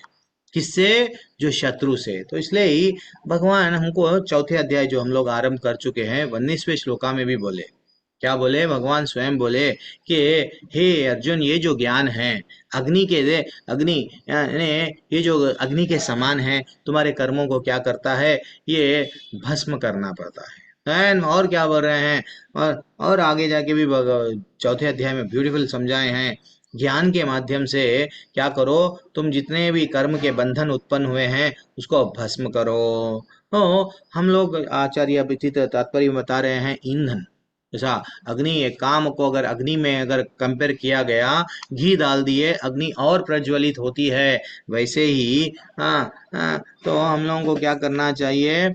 ये मैथुन जीवन जो बोल रहे हैं, यहाँ पे बोल रहे हैं, इस जगत में मैथुन आगार या विषयी जीवन की हथकड़ी कहा गया है।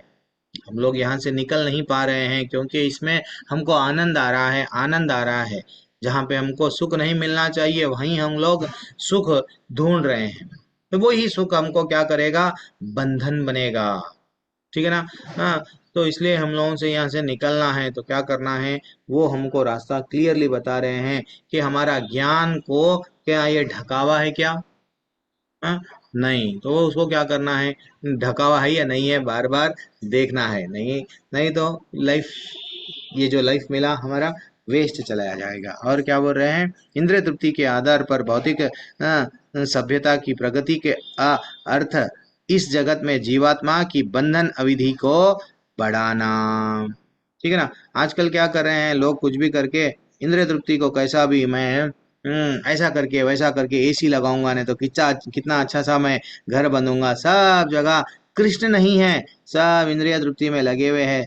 कुछ भी करके मैं मेडिकल, वो आंख नहीं दिख रही है तो मैं क्या करूंगा? कुछ और ऐसा मैंने चश्मा बना लूंगा, लोगों को भी समझ में, लेंस लेंस बन लगा लूंगा, लोगों को समझ में नहीं आएंगी। अगर मेरे चेहरे पे सहज प्रभु जी सिर पे सफेद बाल आ गए हैं, चलो मैं उसको भी बाल को काला करूंगा। वैसे सब हम लोग क्या में लगे हुए हैं? इंद्रिय तृप्ति में लगे हुए हैं। लेकिन किसके लिए? भगवान को प्रसन्न करने के लिए, सजरे सवरे नहीं, सिर्फ हमारे लिए। तो इसलिए लास्ट में श्रील प्रभुपाद बोलते हैं, इंद्रिय तृप्ति का भोग करते समय हो सकता है कि कुछ प्रसन्नता की अनुभूति होती है, किंतु यह प्रसन्नता अनुभूति ही इंद्रिय भोग का चरम शत्रु है। स्टार्टिंग स्टार्टिंग अच्छा लगता है, बहुत अच्छा लगता है, आनंद आ रहा है क्यों? इंद्रिय तृप्ति में। लेकिन बाद में ये हमारा रियल शत्रु है, 84 लाख योनियों में लेके जाता है। तो इसलिए हमको बचना चाहिए। तो ये ज्ञान जिससे ढकावा है, हमको वो ढकने नहीं देना चाहिए। तो ज्ञान को जितना अगर और बढ़ाते जाएंगे, बढ़ाते जाएंगे, बढ़ाते जाएंगे, तो हम लोगों को ढक नहीं पाएगा ये काम का, जो हम लोगों को बताया गया है एग्जाम्पल। ठीक है ना? काम रूपी नित्य शत्रु जो ढक नहीं सकती है। इंद्रियानी मनोबुद्धि, वो बोल रहे हैं कि इंद्रिया, मन और बुद्धि इस काम का निवास स्थान है। इनके द्वारा यह काम जीवात्मा के वास्तविक ज्ञान को ढककर उसे मोहित कर लेता है। अब ये कहाँ कहाँ है? हमको अब शत्रु तो मालूम हो गया, शत्रु किस तरह से हमको फंसा रहा है वो भी मालूम हो गया है। हाँ, अब कैसा हमको ये किस किस जगह पे रियल शत्रु हमारा कहाँ पे छुपा हुआ है, वो स्टेज बता रहे हैं। सिंपल है माता जी प्रभु जी। 36वें श्लोका में अर्जुन का डाउट था कि ना चाहते हुए भी एक व्यक्ति पाप क्यों करता। 37 श्लोका में क्या बताए हैं कि ये जो शत्रु है काम है। 38 और 39 में क्या बताए हैं कि वो ज्ञान रहता उसके पास में, लेकिन ज्ञान क्या है? ढकावा है। फिर भी ज्ञान है, कौन सा ज्ञान? हाँ, मैं ये करूंगा तो पाप लगेगा, मेरे को वो ज्ञान है, फिर भी मैं वो पाप करता हूँ। अब आंसर क्या दे रहे हैं ये श्लोका में कि देखो, वो जो शत्रु है ना, वो शत्रु जो ज्ञान को भी तुम्हारा ढक लिया, तुम्हारा ज्ञान है तुम्हारे पास में, पाप करे तो दंड मिलता है, नरक को जाता हूँ, ये ज्ञान को भी ढक लेके फिर भी अपन कामनाओं में लगे हुए, इंद्रिय तृप्ति में लगे हुए है ना। क्यों? उसके कुछ कारण हैं। क्योंकि पहला कारण इंद्रिय बताए, फिर दूसरा कारण क्या है? मन बताए, फिर तीसरा कारण क्या बताए? बुद्धि बताए। तीन हमको स्टेजेस बता रहे हैं भगवान। तब एक के बाद में एक हम लोग धीरे धीरे से देखेंगे, और 3 ही श्लोका है, क्लोज हो जाएगा। चलो पढ़िए माता जी। हरे कृष्ण प्रभु जी। हरे कृष्ण, जल्दी से पढ़िए। तात्पर्य, शील प्रभुपाद की जय। शील प्रभुपाद के द्वारा चूंकि शत्रु ने बद्ध जीव को शरीर के विभिन्न सामरिक स्थानों पर अपना अधिकार कर लिया है, अतः भगवान कृष्ण उन स्थानों का संकेत कर रहे हैं जिससे शत्रु को जीतने वाला ये जान ले कि शत्रु कहाँ पर है। मन समस्त इंद्रियों के कार्यकलापों का केंद्र बिंदु है। अतः जब हम इंद्रियों विषय के संबंध में सुनते हैं तो मन इंद्रियों की वृत्ति के समस्त भावों का आधार बन जाता है।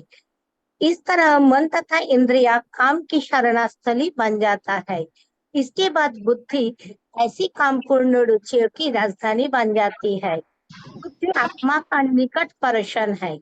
काममय बुद्धि से आत्मा प्रभावित होते हैं, जिससे उसमें अहंकार उत्पन्न होता है और वो पदार्थों से तथा इस प्रकार मन तथा इंद्रियों से अपना तादात्म्य कर लेता है। आत्मा को भौतिक इंद्रियों का भोग करने की लत पड़ जाता है, जिससे वो वास्तविक सुख मान बैठता है। श्रीमद् भागवत में 10.6 84.13 आत्मा के इस मिथ्या स्वरूप को अत्युत्तम विवेचना की गई है। यस्तात्म बुद्धि गुण पे धातु के स्वार्थः कलात्रादिषु भौमो युज्यते यतीर्थ बुद्धि सलिले न करहिचित् जनेषु अभिज्ञेषु शैव गोखरः। जो मनुष्य इस त्रिधातु निर्मित शरीर को आत्मस्वरूप जान बैठता है, जो देहों के विकारों को सजन समझता है, जो जन्मभूमि को पुच्छ मानता है और जो तीर्थ स्थानों को यात्रा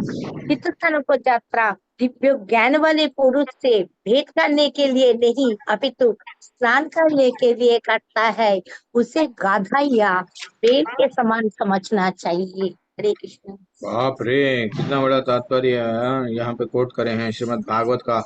ऐसा टिपिकल श्लोक गधा समझना चाहिए। चलो ठीक है। तो हम लोग यहाँ पे देखेंगे। यस, तो हम लोगों को यहाँ पे कितना अच्छा बता रहे हैं, एक के बाद में एक के बारे में एक हम लोगों को स्तर बता रहे हैं। तो ये श्लोका में पहले सबसे पहले क्या बोल रहे हैं, इंद्रियों के बारे में भगवान बताएं कि इंद्रिया कैसा हमारे जीवात्मा को कंट्रोल करती है।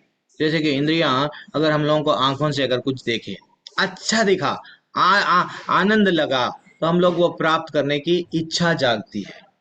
ठीक है ना। अब नई गाड़ी रोड पे से जा रही है, अगर हम आंखों से देखे, न तो कोई सुंदर स्त्री है, न तो कोई सुंदर पुरुष को देखे, अच्छा लगा, देन हम लोगों को प्राप्त करने की इच्छा बढ़ती है।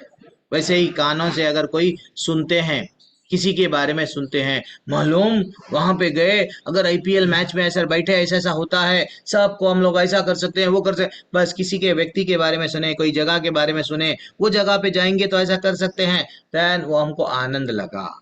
सुने, हमारे इंद्रियों में जब आंखों से सुने, वैसे ही जीभ से, कानों से, आंखों से देखे, कानों से सुने और जीभ से कुछ खाए, वैसे ही सब स्पर्श, किसी किसी को हेलो हाय हाथ से टच करे, देन अच्छा लगा, अब उसको प्राप्त करने का इच्छा बढ़ गई है। वैसे ही हम लोग इतना, हम लोगों को क्या करना चाहिए, अब इंद्रियों को कंट्रोल करना है तो क्या करना है, तो उसको जो चाहिए वो, हाँ, अगर नहीं दे, उसको जो चाहिए उसको ब्रेक लगाना, और कुछ नहीं है। उसको देखने का दिल बोल रहा है, अच्छी अच्छी चीजें देखने का दिल बोल रहा है हम आंखों को, तो मोड़ लो, भगवान की तरफ मोड़ लो। भगवान का श्रृंगार, भगवान सज धज के, कन्हैया बोलता है कि मैं तुम्हारे लिए सज धज के बैठा हुआ हूँ, कितने दिन हो गए, अतरे मोंडक माता जी आए नहीं, तुम मेरे मंदिर में आओ, आके देखो। देन फाइनली आंखों को वो आनंद आता है देखने से। वैसे ही अगर आप प्रसाद उसको दे दिए, जीभ को खाने की बहुत इच्छा है, बाहर का बेकरी के आइटम खा रहा है, चलो मंदिर में लेके चले आओ, ज्यादा बोले तो गोविंदास में लेके जाओ, अच्छा अच्छा टेस्टी प्रसाद भगवान का खिला दो। वैसे ही जितना हो सके उतना हम लोग काम को हम लोग नियंत्रण में ला सकते हैं। कब? इंद्रियों को। सबसे पहला ब्रेक क्या है, हमारी इच्छा ये है, मेरी इच्छा वो है, मैं ये करूंगा वो करूंगा, ये सब क्या हो रहा है, धीरे धीरे से हम लोग विचार कर रहे हैं, क्योंकि हमारी इंद्रियां हमको कंट्रोल में लाने का प्रयत्न कर रही है। लेकिन इंद्रियों के ऊपर क्या रहता है, जैसे हम लोगों को एग्जाम्पल बताते हैं कि इंद्रियों के ऊपर मन रहता है, तो मन के ऊपर कौन रहता है, बुद्धि रहती है। तो बुद्धि एक पुलिस वाले के समान है। वो क्या करती है, क्रिमिनल को पकड़ के, पुलिस वाला क्रिमिनल को पकड़ के रखता है, उसको डर रहता है, देख मैं तेरे को जेल में डाल दूंगा। वैसे ही बुद्धि बोलती है इंद्रियों को, तू ये करेगा तेरा जन्म व्यर्थ गंवाएगा, तो इसलिए ये मत कर। तो यानी इंद्रियों को सबसे पहले कंट्रोल करना है। सेकंड स्तर क्या बोल रहे हैं भगवान स्वयं, बाद में मन को, बाद में बुद्धि को। अगर इंद्रियों को नहीं कंट्रोल कर पाए, इंद्रियां क्या करती है, मन को मन के ऊपर कंट्रोल करती है, फिर मन और इंद्रियां मिलके क्या करती है, बुद्धि भ्रष्ट हो जाता है। तो ऐसे ही शुरू में ही हम लोगों को क्या करना है, जो उसको चाहिए उसको नहीं देखे, एक्चुअली कृष्ण चाहिए तो कृष्ण के संबंधित कुछ सुना है वो सुनाओ। इसलिए श्रील प्रभुपाद ये तात्पर्य में बोल रहे हैं भागवत के तात्पर्य में, जो मनुष्य इस त्रिधातु निर्मित शरीर को, कफ वात पित्त बोलते हैं ना, वैसा त्रिधातु बोले हैं, आत्मस्वरूप जान बैठता है, जो देह के विकारों में को स्वजन समझता है, जो जन्मभूमि को पूज्य मानता है। थोड़े लोग रहते हैं, क्या लोग रहते हैं, मैं देशभक्त हूँ, ये मेरा देश है। हाँ, तो इससे बहुत देश प्रेम में इतना जुड़ जाते हैं। हाँ, तो एक्चुअली देखा गया तो हमको कृष्ण प्रेम में जुड़ना है, ठीक है ना। ऐसा कोई भी प्रेम में नहीं है। और क्या बोल रहे हैं, तीर्थ स्थान का यात्रा दिव्य ज्ञान वाले पुरुष से भेंट करने वालों के लिए नहीं, अपितु स्नान करने के लिए, यानी उसे गधे या बैल के समान समझना चाहिए। यानी तीर्थ स्थान में जा रहे हैं, वहां पे लीलाओं का श्रवण करना चाहिए, वहां के वैष्णवों का संग, उन लोगों के संग में रह के हम लोगों को क्या करना क्या नहीं करना वो सीखना चाहिए। वहां जा रहे हैं सिर्फ नहाने के लिए, दिस इज टू मच। इसलिए ही हम लोगों को यहाँ पे बताया अजामिल की कहानी में क्या हुआ। अजामिल की कहानी, इंद्रियों के भोग में इतना वो आनंद में रहता था, लेकिन एक बार नामाभास के कारण, यानी उसको नहीं मालूम था कि नाम का वैल्यू क्या है, नहीं मालूम, फिर भी वो नारायण नाम लिया।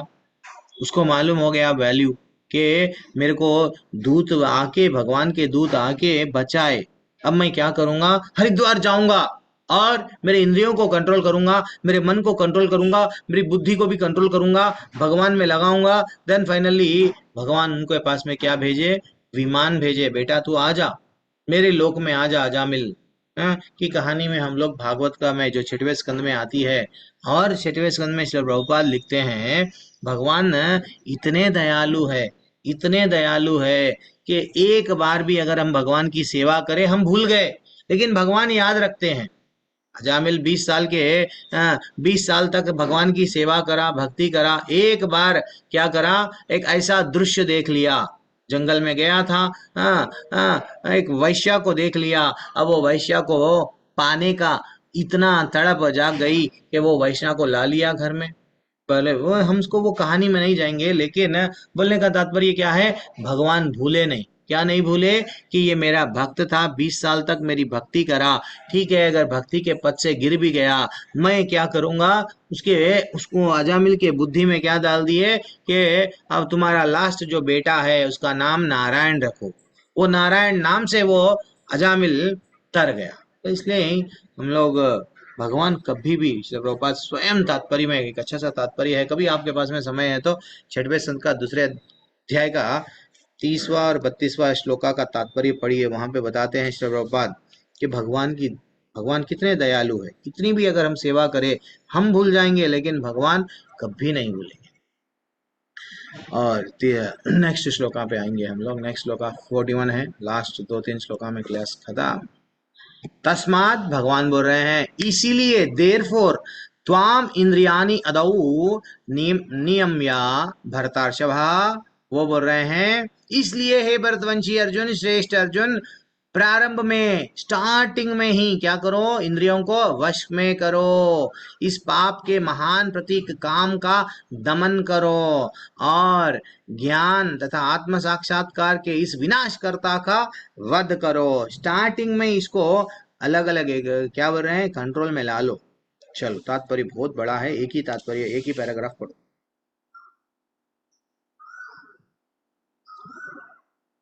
पढ़ो, कोई नहीं पे आज नहीं आवेगा। ठहरो, मैं 1 मिनट में, ये लोग क्या बुक नहीं है, नहीं क्या कर रहे हैं, ट्रैवलिंग कर रहे हैं। संजय सेन प्रभु, संजय कुमार प्रभु क्लास में है, अटेंडेंस लिया जा रहा है, हाथ उठाइए, हरे कृष्णा बोलिए। संजय कुमार प्रभु, ममता गोयल माता जी, कोई नहीं है देखो क्लास में। निरंजन प्रभु, प्रभु जी, क्या बात है, अटेंडेंस लग गई आपकी। चलो पढ़िए तात्पर्य की, भगवत गीता है तो नहीं, सुबह का समय रहता है, मैं भी समझ सकता हूँ, मैं भी कई क्लासेस के जस्ट ब्लूटूथ लगा के ही सुनता हूँ, तो कोई बात नहीं। चलो हरे कृष्णा। प्रभुपाद के द्वारा तात्पर्य भगवान अर्जुन ने प्रारंभ में ही इंद्रिय संयम करने का उपदेश दिया, जिसके वह सबसे पापी शत्रु काम का दमन कर सके। जो आत्मा साक्षात्कार तथा आत्मा ज्ञान की उत्कंठा को विनष्ट करने वाला है। ज्ञान का अर्थ है कि आत्मा तथा अनात्मा के भेद का बोध, अर्थात ये ज्ञान की आत्मा शरीर नहीं है। विज्ञान से आत्मा की स्वाभाविक स्थिति तथा परमात्मा के साथ उसके संबंध को विशिष्ट ज्ञान के सूचित होता है। श्री भागवत में 2.9.31 में इसकी विवेचना इस प्रकार हुई है। हरे कृष्णा प्रभु, आगे पढ़ो। यस, ठीक है प्रभु, कोई बात नहीं, इतना ही सफिशिएंट है। क्या मैं एक बार तात्पर्य वो भागवत का श्लोका देख रहा था। आत्मा तथा परमात्मा का ज्ञान अत्यंत गूढ़ एवं रहस्यमय है, किंतु जब स्वयं भगवान द्वारा इसके विविध पक्षों की विवेचना की जाती है तो ऐसा ज्ञान तथा विज्ञान समझा जा सकता है। नहीं, बोलने का मतलब देखो, भगवान स्वयं क्या बोल रहे हैं। ये दूसरे अध्याय में भगवान आत्मा के बारे में इतना डिटेल में क्यों बताए कि आत्मा के बारे में समझो, आत्मा और भगवान का संबंध क्या है समझो, आत्मा का और शरीर का क्या है संबंध समझो। तो यही आत्म साक्षात्कार बोलते हैं। इसलिए क्या बोल रहे हैं, वो जो अगर आत्म साक्षात्कार करने में अगर कोई चीज बाधा डाल रही है, वो क्या है, तुम्हारी इंद्रियां। देयरफॉर इंद्रियों को क्या करो, पाप करने, ये जो इंद्रियां पाप के ओर लेके जा रही है तो इमीडिएटली उसको बाधा है, तुमको स्पीड ब्रेकर है, उसको क्या करो, रोको। ठीक है ना। तो इसलिए जितना हो सके उतना, जैसे कि 3 बंदर थे, अभी तो चौथा बंदर आ गया है। 3 बंदर को बुरा मत देखो, बुरा मत बोलो, बुरा मत सुनो। अब और एक क्या है, सेल ज्यादा मत देखो, वो चौथा बंदर आ गया है। तो इसलिए हम लोगों को ये चीज अवॉइड करेंगे तो ही हम लोग भक्ति में प्रगति कर पाएंगे। ठीक है ना। अगर रूल्स नहीं फॉलो करेंगे, रेगुलेशंस फॉलो नहीं करेंगे तो नया जो क्या बोलते हैं इच्छाएं आते जाएंगी इंद्रियों को, ये दिल मांगे मोर, आहा, यही होते जाएगा, डिस्ट्रैक्शंस बढ़ते जाएंगे। तो इसलिए हम लोगों को क्या करना है, ब्रेक लगाना है। बस है, अब ये मूवी देखे, वो मूवी देखे, हर एक मूवी में क्या होता है, एक विलन होता है, एक हीरोइन होती है, एक हीरो होता है। हीरो विलन को मारता है, फिनिश क्या मिलता है मेरे को वो मूवियों में। एक बार हमको क्या करना है, हमारे इंद्रियों को कंट्रोल करके देखना है। देन फाइनली हम लोग देखो माता जी, प्रभु जी, यानी 2 चीज है, गुरु है ना, आचार्य है ना, भगवान है ना। अरे है, कृष्ण आपको बचाएंगे, आचार्य बचाएंगे, गुरु भी बचाएंगे। किससे बचाएंगे, अनर्थों से बचाएंगे। लेकिन जो आप काम नहीं तो इंद्रियों पे कंट्रोल आपको स्वयं करना है। गुरु आके आपके इंद्रियों को नहीं कंट्रोल में ला करेंगे, नहीं तो भगवान आके आपके इंद्रियों को कंट्रोल नहीं करेंगे। वो आपको स्वयं क्या करना पड़ता है, स्वयं अपने आप को ऐसे एफर्ट्स लगा के करना पड़ता है। इसलिए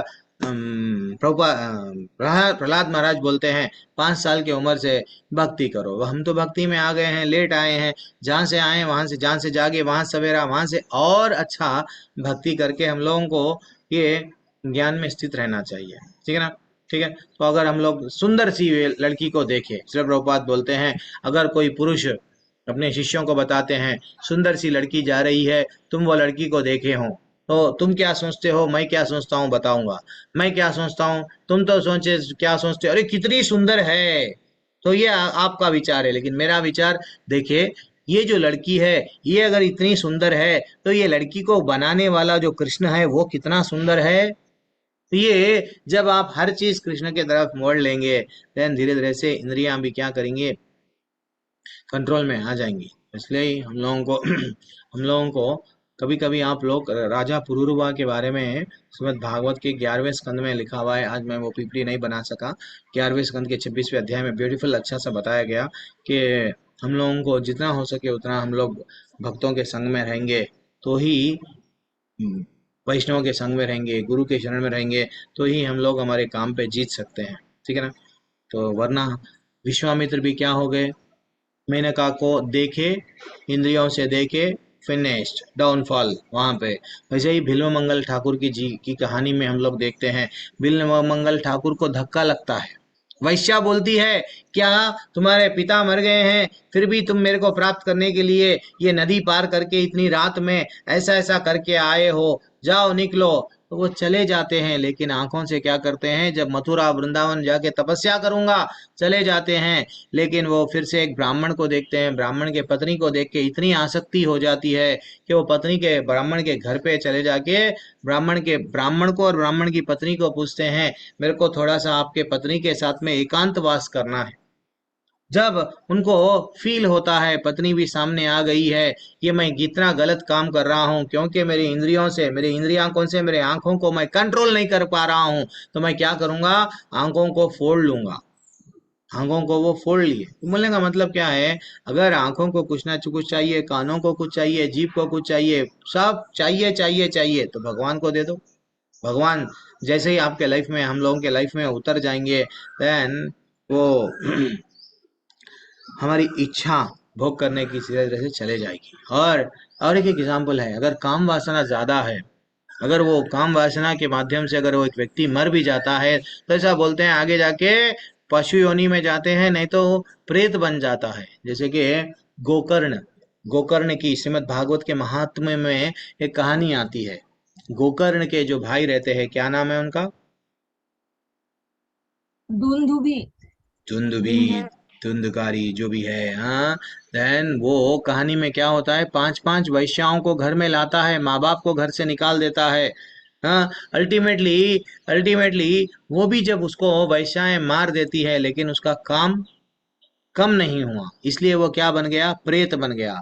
तो बोलने का मतलब क्या है, क्यों हमको हमारे जीवन व्यर्थ गंवाना। तो ये जो ज्ञान है, शास्त्रों का ज्ञान, और ज्ञान तो आ गया प्रभु जी, हम विज्ञान नहीं आ रहा है, विज्ञान यानी हाउ टू अप्लाई दैट ज्ञान, जो प्रैक्टिकली वो जो ज्ञान क्लासेस में तो सुन रहे हैं, लेकिन हमारे सामने सचमुच में ऐसा हो रहा है, तो हम उसके तरफ आकर्षित हो जा रहे हैं, तो हम लोग प्रैक्टिकल एप्लीकेशन नहीं कर रहे हैं, बस क्लासेस सुनते जा रहे हैं, वो नहीं करना चाहिए।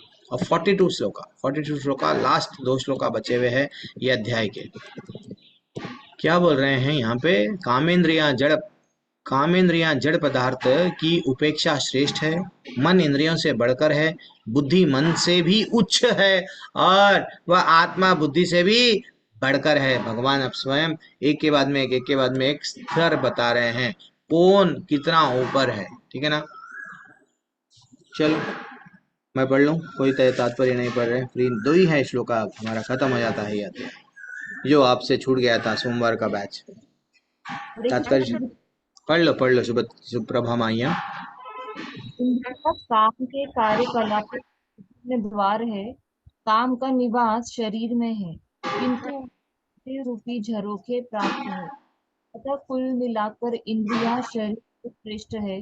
श्रेष्ठ चेतन होने पर ये द्वार में नहीं आते। कृष्ण भावना भगवान के साथ सीधा संबंध स्थापित करता है। अतः यहाँ पर वर्णित शारीरिक कार्यों की श्रेष्ठता परमात्मा में समाप्त हो जाती है।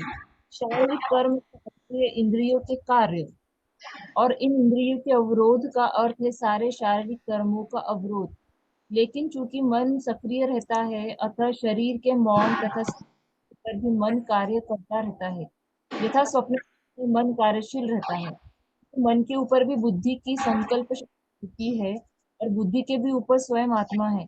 अतः यदि आत्मा प्रकृति में परमात्मा में रत रहे, तो अन्य सारे अधीनस्थ यथा बुद्धि, मन तथा इंद्रियां स्वतः रत हो जाएंगे। कठोपनिषद में एक ऐसा अंश है जिसमें कहा गया है कि इंद्रिय विषय इंद्रियों से श्रेष्ठ है, और मन इंद्रिय विषयों से श्रेष्ठ है। अतः यदि मन भगवान की सेवा में निरंतर लगा रहता है, तो इन इंद्रियों के अन्यत्र रत होने की संभावना नहीं रह जाती। इस मनोवृत्ति की विवेचना की जा चुकी है, परम दृष्टवा निवर्तते, कि मन भगवान की दिव्य सेवा में लगा रहे, विषयों में उसके लग पाने की संभावना नहीं है। कठोपनिषद में आत्मा को मोहन कहा है। अतः आत्मा इंद्रिय विषय, इंद्रियों, मन तथा बुद्धि इन सबके ऊपर है। अतः सारी समस्या का हल यह है कि आपको प्रत्यक्ष समझा जाए। हरी बोल। तो यहाँ पे एक तात्पर्य में कितना अच्छा समझा रहे हैं, और बड़ा है तात्पर्य, इसलिए रोक रहा हूँ माता जी।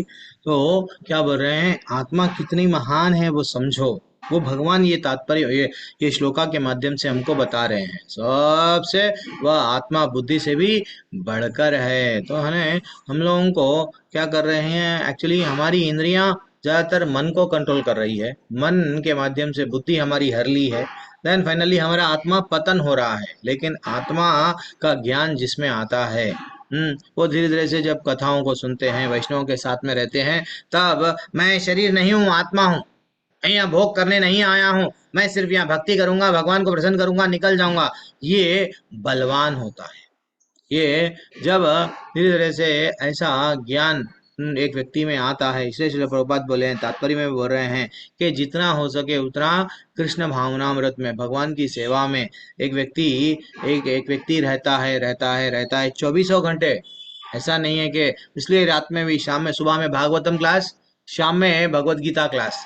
हाँ, सुबह के समय पे ठीक है आप कर्मी हैं, जो भी आप काम कर रहे हैं करो, लेकिन बीच बीच में बुक्स का वितरण भी करो, है ना, कुछ कथाएं सुनो। तो ये सब करने से रात में कोई गलत विचार नहीं आते हैं, क्योंकि हम लोग अच्छा सा आरती वह करते हैं भगवान की और आराम से सो जाते हैं। तो स्वप्न में भी क्या चलता है, कोई बुरे डरावने, अगर हम लोग हॉरर मूवीज देखेंगे, आत्माओं के मूवियां अगर देखेंगे तो हॉरर ही आएंगे। हीरो हीरोइन के मूवीज देखेंगे तो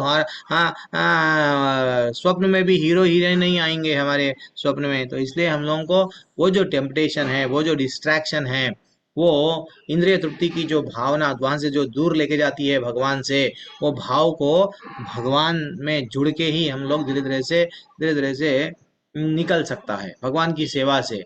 योगियों को भी यह अवसर नहीं मिलता है, योगियां भी गिर जाते हैं। अभी भी बोला ना, ये विश्वामित्र है, हाँ, तो ऐसे लोग, विश्वामित्र जैसे लोग भी योगी में थे, अकेले थे, लेकिन गिर गए। वैसे ही हम लोग, एक भक्त भगवान से जुड़ के जब सेवा करता है, हमको क्या करना चाहिए, भक्ति में टाइम टेबल बनाना।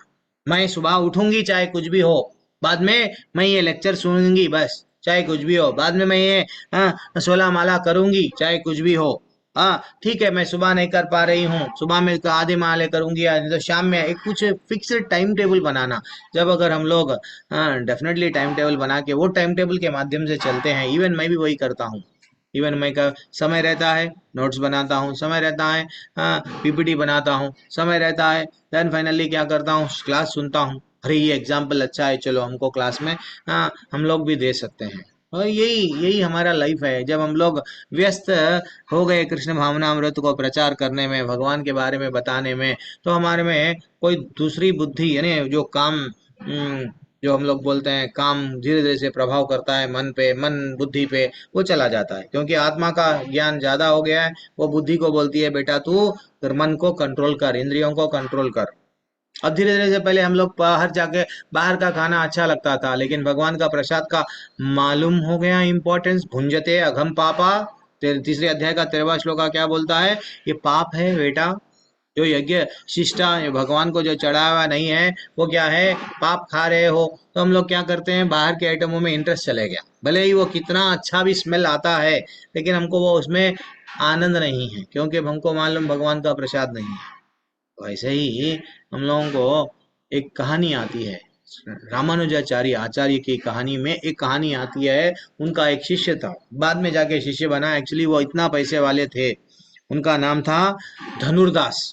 वो इतने पैसे वाले थे, इतने पैसे वाले थे, अपनी पत्नी इतनी सुंदर थी कि वो पत्नी को हमेशा आंखों में देखते जाते थे, देखते जाते, मेरी पत्नी कितनी सुंदर है, मिस यूनिवर्स, मिस वर्ल्ड, ज्यादा से ज्यादा मिस स्वर्ग, मिस अप्सरा, सब चीज वही है। तो वो अपने आंखों से इतने आकर्षित, चेहरे से आकर्षित, पूरा आकर्षित थे। एक दिन रामानुजाचार्य देख रहे हैं, अरे ये कौन व्यक्ति है अपने पत्नी को ऐसा देखते हुए सामने चल रहा है। तो लोग बोले, उनके शिष्य बोले रामानुजाचार्य के, अरे ये ऐसा व्यक्ति है, वो समझता है दुनिया में कोई और सुंदर नहीं है अपने पत्नी के सिवा। तो रामानुजाचार्य बोले ठीक है, उसको एक बार सुबह में आने के लिए बोलो मंदिर में, मैं मंदिर का पुजारी हूँ, मैं बुला रहा हूँ, आने के लिए बोलो, तो और मैं उसके बड़ी पूजा कराऊंगा उसके साथ में, ऐसा बोलो। देन वो खुश हो गया, अच्छा मैं जाऊंगा, मेरी पत्नी की सुंदरता और बढ़ना, मैं ये भगवान से मांगूंगा, जैसे ही मेरे को पूजा का अवसर मिलेगा तो भाई भगवान रंगनाथ जी से, यस, मैं जाके वहां पे पूछ लूंगा। देन फाइनली क्या हुआ, रामानुजाचार्य उसको बुला लिए। अब जैसे ही भगवान के मंदिर में सुबह सुबह स्नान करके आने के लिए बोले, वो सुबह में आया। भगवान की आंखों को, भगवान का श्रृंगार के, भगवान क्या ब्यूटीफुल तरह से वहां पे इतनी सुंदर मूर्ति, इतना सुंदर विग्रह है। कभी आप जाइए तो भगवान की आंखों को देख के वो भूल गया कि मेरी पत्नी के आंख इतनी सुंदर है, भगवान से भी ज्यादा वो भूल गया। वो अब समझने लग गया भगवान ही सुंदर है, वास्तविकता भगवान से सुंदर और कोई नहीं है। वो बस उनके आंखों के प्रति इतनी आसक्ति हो गई, वो उतने भगवान इतने सुंदर है, भगवान के गाल, अरे भगवान का चेहरा, अरे भगवान का सब, वो डूब गया। देन फाइनली भगवान का शिष्य बन गया। तो बोलने का मतलब क्या है, धनुर्दास जो भगवान का शिष्य बन गया, उसकी जो पत्नी इतनी ब्यूटीफुल थी, सुंदर थी, वो भी दासी बन गई, यानी दासी यानी वो भी भगवान की भक्त बन गई। पति जहाँ है नेचुरली पत्नी को भी वहीं आना पड़ता है। वैसे ही पत्नी जहाँ है, ज्यादातर पत्नियां जल्दी आके, पतियों को अब और कोई ऑप्शन नहीं रहता है, क्योंकि मजबूरन प्रसाद खाना ही पड़ता है। कोई और चीज वो तो नहीं खाते हैं, भगवान को डेफिनेटली ऑफर करके ही खाते हैं। खाते खाते खाते पतियां वैसे भी बदल जाते हैं, क्योंकि प्रसाद का ऑप्शन है उनके पास में, पत्नियों के पास में। तब धनुर्दास क्या करता है, पत्नी भी बदल जाती है। एक दिन देखो पत्नी कितनी बदलती है। भगवान की किस पे अगर कृपा होती है तो भक्त तो बन रहा है, पत्नी भी बदल गई है। पत्नी इतना बदल गई है कि अब वो देख ली कि ये मेरा पति भक्ति में आ गया है। एक दिन क्या हुआ, चलो ये शिष्य बन गया रामानुजाचार्य का। और एक दिन क्या हुआ, मंदिर में कुछ पैसों की आवश्यकता पड़ी तो राजा बोले, सॉरी रामानुजाचार्य बोले, अपना पैसे वाला शिष्य है ना, उसके घर में थोड़ा सामान है, सोना हुए है, तो चोरी करके ला लो। भगवान को वो दे रहा नहीं, असल भगवान को स्वतः कुछ तो भी देना चाहिए, वो दे रहा नहीं। हाँ, तुम जाके ला लो। तो शिष्य पहली बार चोरी करने निकले, कभी जिंदगी में चोरी नहीं करे, कभी जीवन में चोरी नहीं करे। तो अब क्या करना, वो सुविचार करे कि कैसा चोरी करना। तो वो पत्नी सो रही थी, पति तो नहीं था। अब शिष्य चले गए पत्नी के रूम में, कक्ष में चले गए हैं। पत्नी सो रही है देखे, और पत्नी भी जाग रही थी, एक्चुअली सोने का नाटक कर रही थी। वो सोच रही है ये चोरी करने मेरे घर में क्यों आए हैं, पता नहीं है। माँ, मंदिर में ऐसा कोई काम है शायद, पैसों की बहुत सख्त आवश्यकता है शायद, वो चोरी करने के लिए शिष्यों को भेजे हैं। अब धीरे धीरे से उनके हाथों का छल, वो बोलते नहीं, ईयर रिंग्स निकाल रहे हैं, हाँ, सोने के चूड़ियां निकाल रहे हैं, सब निकाल रहे हैं। और ये नाटक कर रही है कि मैं सो रही हूँ, मैं सो रही हूँ, ऐसा नाटक कर रही है। फिर वो वह पत्नी विचार करने लगी कि अरे ये तो ये हाथ के सब ले लिए, ये हाथ के भूल गए, तो मैं क्या करूंगी, मैं करवट बदलूंगी, नहीं मैं इधर साइड वाली इधर साइड बदल बदल दूंगी। जैसे ही वो, उसका भाव तो क्या था, मेरे ये साइड के भी जो सोने के वस्त्र है, सोने के जो आभूषण है, वो आभूषण ले लेंगे तो भगवान को काम में आएंगे। पत्नी इतना बदल गई। देन फाइनली जैसे ही पलटी, अब वो तो नए नए थे, चोरी करने के लिए शिष्य नए आए। अब वो क्या हो गया, डर के भागे। अब वो पति को जाके बोलने लगी, हे मेरे पति धनुर्दास, हाँ क्या हुआ मालूम, पता नहीं आपके मंदिर में कुछ कमी है शायद, वो हमने हमारे घर में चोरी करने के लिए आए। मैं जाग रही थी, लेकिन मैं एक्टिंग कर रही थी। एक साइड का पूरा सोना ले लिए, लेकिन दूसरा साइड का मैं सोना देना चाह रही थी, मैं पलटी तो वो क्या, भाग गए। तो वो धनुर्दास बोलने लगा, हे पगली, अरे तू पलटना भी था तो ऐसा पलटना था, उनको ये मालूम भी नहीं होना था कि बट अच्छा सा वो चोरी कर सके। बोलने का मतलब क्या है, हमारा मन, जो एक तात्पर्य एक श्लोका है श्रीमद् भागवत का, मैं पीपीटी में नहीं बता सका। पांचवें स्कंद 6वें अध्याय का 4था श्लोका ये बताता है, हमारा मन को अगर हम लोग कंट्रोल नहीं करें, कितना अच्छा सा बताता है कि मन को अगर हम लोग जब कंट्रोल नहीं करें तो मन हमारा क्या हो जाता है, एक व्यभिचारिणी स्त्री के वैसा होता है। व्यभिचारिणी स्त्री क्या करती है, कभी इसके पास में, कभी उसके पास में, कभी उसके पास में, वैसे ही हाँ, वो एक हमारा मन जो अगर हम लोग अगर कंट्रोल नहीं करें, डेफिनेटली वो क्या होता है, वो गिर जाता है। तो हम लोगों को करना क्या चाहिए, सिर्फ और सिर्फ कंट्रोल करना चाहिए। कैसा करना चाहिए, ये कुछ स्टेजेस है, धीरे धीरे से शरीर के प्लेटफॉर्म से ऊपर ऊपर ऊपर उठना है, वैसा ये फिर कभी तो भी हम लोग डिस्कस करेंगे, समय थोड़ा हम। चलो 43 श्लोका पे आएंगे। एवं बुद्धे, लास्ट श्लोका ये अध्याय का।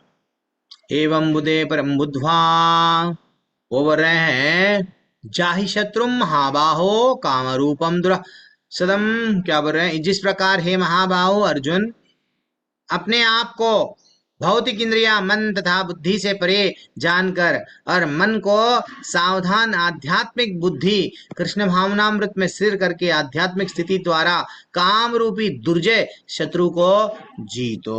अब ये काम रूपी दुर्जय शत्रु कैसा जीत सकते हैं वो स्वयं बताए हैं। ठीक है, इसका एक तात्पर्य पढ़ लेंगे, then we will end the class, last class end कर देंगे ऑफ तीसरा अध्याय ये बैच के लिए। मैं पढ़ूं प्रभु जी? जिसको अभी तक चांस नहीं मिला वो लोग पढ़ सकते हैं। हरे कृष्ण प्रभु जी। प्रभु जी मैंने अटेंडेंस नहीं डाला है। अटेंडेंस की तो आवश्यकता नहीं है, ये सिर्फ ठीक है, कोई बात हाँ नहीं। मैंने पूछना था, फिर मैंने कहा आप डिस्टर्ब करूंगी बीच में, फिर इसीलिए पूछा नहीं, फिर मैंने डाल दिया। मैंने कहा जिससे भरना होगा भर दो। ठीक है, एक्चुअली ये क्लास क्या है, जो 7 श्लोका शुभम प्रभु की क्लास में थे वो लास्ट में नहीं ले पाए, वो उनको और एक सेवा दिया गया, वो लास्ट श्लोका आज कवर कर दिए हम लोग। तो पढ़ लीजिए ये तात्पर्य लास्ट। श्रेया माता जी हरे कृष्णा, धन्यवाद। पढ़ लो, चलो हाथरेया माता जी, कोई भी नहीं पढ़ रहे हैं। हरे कृष्ण प्रभु जी पढ़े। पढ़ो पढ़ो पढ़ो। तात्पर्य श्रील प्रभुपाद की जय। श्रील प्रभुपाद के द्वारा भगवत गीता का ये द्वितीय अध्याय निष्कर्षतः मनुष्य को निर्देश देता है कि वो निर्विशेष शून्यवाद को चरम लक्ष्य न मानकर अपने आप को भगवान का साक्षात सेवक समझाते हुए कृष्ण भावनामृत में प्रवृत्त हो। भौतिक जीवन में मनुष्य काम तथा प्रकृति पर प्रभुत्व पाने की इच्छा से प्रभावित होता है। प्रभुत्व तथा इंद्रिय तृप्ति की इच्छाएं बद्ध जीव की परम शत्रु है, किंतु कृष्ण भावनामृत की शक्ति से मनुष्य इंद्रिय मन तथा बुद्धि पर नियंत्रण रख सकता है। इसके लिए मनुष्य को सहसा अपने नियत कर्म को बंद करने की आवश्यकता नहीं है, अपितु धीरे धीरे कृष्ण भावनामृत विकसित करके भौतिक इंद्रियों तथा मन से प्रभावित हुए बिना अपने शुद्ध स्वरूप के प्रति लक्षित स्थिर बुद्धि से दिव्य स्थिति को प्राप्त हुआ जा सकता है। यही इस अध्याय का सार है। सांसारिक जीवन के अपरिपक्व अवस्था में दार्शनिक चिंता तथा यौगिक आसनों के अभ्यास से इंद्रियों को वश में करने के कृत्रिम प्रयासों से आध्यात्मिक जीवन प्राप्त करने में सहायता नहीं मिलती। उसे श्रेष्ठ बुद्धि द्वारा कृष्ण भावनामृत में प्रशिक्षित होना चाहिए। इस प्रकार श्रीमद् भगवत गीता के द्वितीय अध्याय कर्मयोग का भक्ति वेदांत तात्पर्य पूर्ण हुआ। श्री कृष्ण। बोल क्या बोल रहे हैं, देखो मैं मेडिटेशन करूंगा, मैं क्या करूंगा, दार्शनिक चिंतन करूंगा, बैठ के बस चिंता करके और योग अभ्यास करूंगा आसनों के माध्यम से, और मेरे इंद्रियों को कंट्रोल करूंगा। आचार्य बोल रहे हैं आध्यात्मिक जीवन प्राप्त करने के में सहायता मिलती समझ रहे हैं क्या आप? नहीं मिलती है। तो इसलिए ये क्या बोल रहे हैं, भगवत गीता यह तृतीय अध्याय निष्कर्ष क्या बोल रही हैं, मनुष्य को निर्देश देता है कि निर्विशेष शून्यवाद का चरम लक्ष्य ना मानकर अपने आप को भगवान को साक्षात सेवक समझते हुए कृष्ण भावनामृत में प्रवृत्त हो। हम लोग शून्य में से आए हैं, शून्य में चले जाएंगे, भगवान निर्विशेष है, ये सब गलत है। हम लोगों को क्या करना चाहिए, आध्यात्मिक बुद्धि को विकसित करना चाहिए। क्यों बोल रहे हैं, भगवान स्वयं बोल रहे हैं अपने भौतिक इंद्रिय मन तथा बुद्धि से परे जानो। हम लोग इससे हटके है तो वो कैसा मिलता है, आध्यात्मिक बुद्धि को लेके आओ। तो इसलिए ही सब 42 श्लोका में क्या बताए कि काम तुम्हारा शत्रु है, बुद्धि के ऊपर जाता है। काम को अगर कंट्रोल नहीं करे, मन को कंट्रोल नहीं करे, इंद्रियां ये क्या करती है, काम प्रबल हो जाता है, ये बताए। अब वो जो काम कंट्रोल में नहीं रहता है उसको कैसा कंट्रोल करना है वो बता रहे हैं। कैसा कंट्रोल करना है, बुद्धि, अपनी बुद्धि को जो हर लेता है उसको कंट्रोल करना सीखो। कैसा कंट्रोल करना है, बुद्धि क्यों भ्रष्ट होती है, अहंकार के कारण। आज मेरे पास में ये है वो है, चलो मैं कुछ भी कर सकता हूं, ये अहंकार है। तो यानी अहंकार दो प्रकार से होता है, एक भौतिक अहंकार, एक आध्यात्मिक अहंकार। भौतिक अहंकार क्या है? मैं भगवान का दास नहीं हूं, मैं स्वतंत्र हूं, मैं कुछ भी कर सकता हूं। बस ये भौतिक अहंकार हमारा पतन करती है। रावण को भी क्या था? अहंकार था। अहंकार के कारण क्या आया? काम बढ़ गया उसके अंदर, वो सीता मैया को हरण करके लेके गया। और हमको मालूम है वो कई तरह से सीता मैया को बार बार बोलता गया कि मैं तुमको रानी बना लूंगा, मैं ये करूंगा, मैं वो करूंगा, please. This is what Ravana का क्या हुआ? अहंकार के कारण वो समझ नहीं सक रहा है कि भैया मैं ये गलत काम कर रहा हूँ, ये काम जो मेरे कामना बढ़ गई है ये गलत है। तो इसलिए ही अहंकार दो प्रकार से रहता है, एक भौतिक, वो मैं कृष्ण से स्वतंत्र हूँ। एक आध्यात्मिक बुद्धि का अहंकार क्या है? कि मैं स्वतंत्र नहीं हूँ, मैं, मेरा ठाकुर भगवान है, वही भोक्ताराम यज्ञ तपसाम है, मैं उसका नित्य दास हूँ। ये जो आध्यात्मिक क्या बोलते हैं अहंकार जिसको रहता है, मैं कौन हूँ मालूम? ममई वांशो जीवलोके जीवभूता सनातना, मैं भगवान का बेटा हूँ, यस, मैं भी भगवान का अंश हूँ। मैं क्या हूँ? मैं सिर्फ भगवान की सेवा करूंगा। ये जिसको आता है, क्योंकि भगवान स्वयं बोले मन को मेरे में लगा, मन मना मत भक्तो, यस मैं लगाऊंगा। तो ये जिसका अहंकार जिसमें बढ़ता है, भगवान से जुड़ के वो जो फील करता है, धीरे धीरे से वो क्या होता है? इंद्रियों को काम से कंट्रोल में लाता है। तो इसलिए ही हम लोगों को यही करना है कि एक ही करना है, जैसे कि यहाँ पे लिखा हुआ है फॉलो एबीसीडी। फॉलो एबीसीडी यानी आध्यात्मिक शक्ति कैसा मिलती है? एबीसीडी जो अपन लोग लेवल 1 में बोलते थे। ए यानी भक्तों के संग में, बी यानी भगवत गीता पढ़ो, सी यानी चैंटिंग करो, डी यानी ऐसा, वो जब बोलते थे। तो अब थोड़ा लेवल बढ़ गया है, उसमें नहीं जाएंगे। हमारी आध्यात्मिक बुद्धि कैसा बढ़ती है? धीरे धीरे से ये हम लोग धीरे धीरे से जब आध्यात्मिक बुद्धि बढ़ती है, सुनते हैं भगवान के बारे में, वैष्णव के संग में रह के, तो हमको ये भाव आने लगता है मैं तो शरीर नहीं हूँ। हाँ, कल एक छोटा सा फंक्शन हो रहा था, तो मैं वहां पे गया, मैं उन लोगों को समझा रहा था। मेरे को एक 2 साल पहले हमारे कजन सिस्टर है वो बोल रही थी, अरे तेरा उम्र क्या है? देख हमसे छोटा है, तू अब हरे कृष्णा हरे रामा बोल रहा है, तू बोल रहा है, तुम्हारा बहन भी बोल रही है, ये सब क्या है? तुम लोग दीक्षा ले लिए हैं, तुम लोगों को असल लाइफ एंजॉय क्या करे? ये बात मेरे को बोल रही थी 2 साल पहले। आज की परिस्थिति में 2 साल के बाद में ही उनको कैंसर आ गया है। कैंसर 5th स्टेज पे है। उनको स्वयं भी न मालूम है उनको कैंसर आ गया है, लेकिन 5th स्टेज है, वो उनके बच्चे उनको अभी नहीं बताए हैं। लाखों का पैसा खर्चा कर रहे हैं। जो बाल, जो इतने सुंदर बाल, बड़े बड़े बाल, आज सिर पे बाल नहीं है, सिर पे बाल नहीं है। क्यों? स्व चेहरा किधर से किधर ऑपरेशन, अलग अलग जगहों से टाके लगे हुए हैं। ओ वो उन्हें बोलने का मतलब क्या है? मैं अभी भी बोल रहे थे वो, नहीं, वो डॉक्टर मेरे को बताए हैं, ये अगर ऐसा पालन करूंगी तो मैं फिर पहले से के वैसा हो जाऊंगी। तो बोलने का मतलब अभी भी शरीर से कितना लगाव है, अभी भी ये मानने के लिए स्वीकार नहीं कर रहे हैं कि हम लोग आत्मा है। क्यों? जीवन भर वो कभी ये करे नहीं, ट्रेनिंग दिए नहीं, ट्रेनिंग नहीं दिए, तो वो लास्ट में भी अगर हमारे को क्या होता है, यही है। तो इसलिए हम लोगों को कभी कभी हमारे मन से बात करना है। लास्ट टाइम पे भी मैं एग्जांपल यही दिया, ये देके ही एंड करा क्लास में, अभी भी वही दे रहा हूँ। घोड़े से घोड़ चलाने वाला व्यक्ति क्या करता है? बातें करता है। घोड़े को जानवर समझ के सिर्फ मार मार के काम नहीं लेता है, उससे बातें करता है।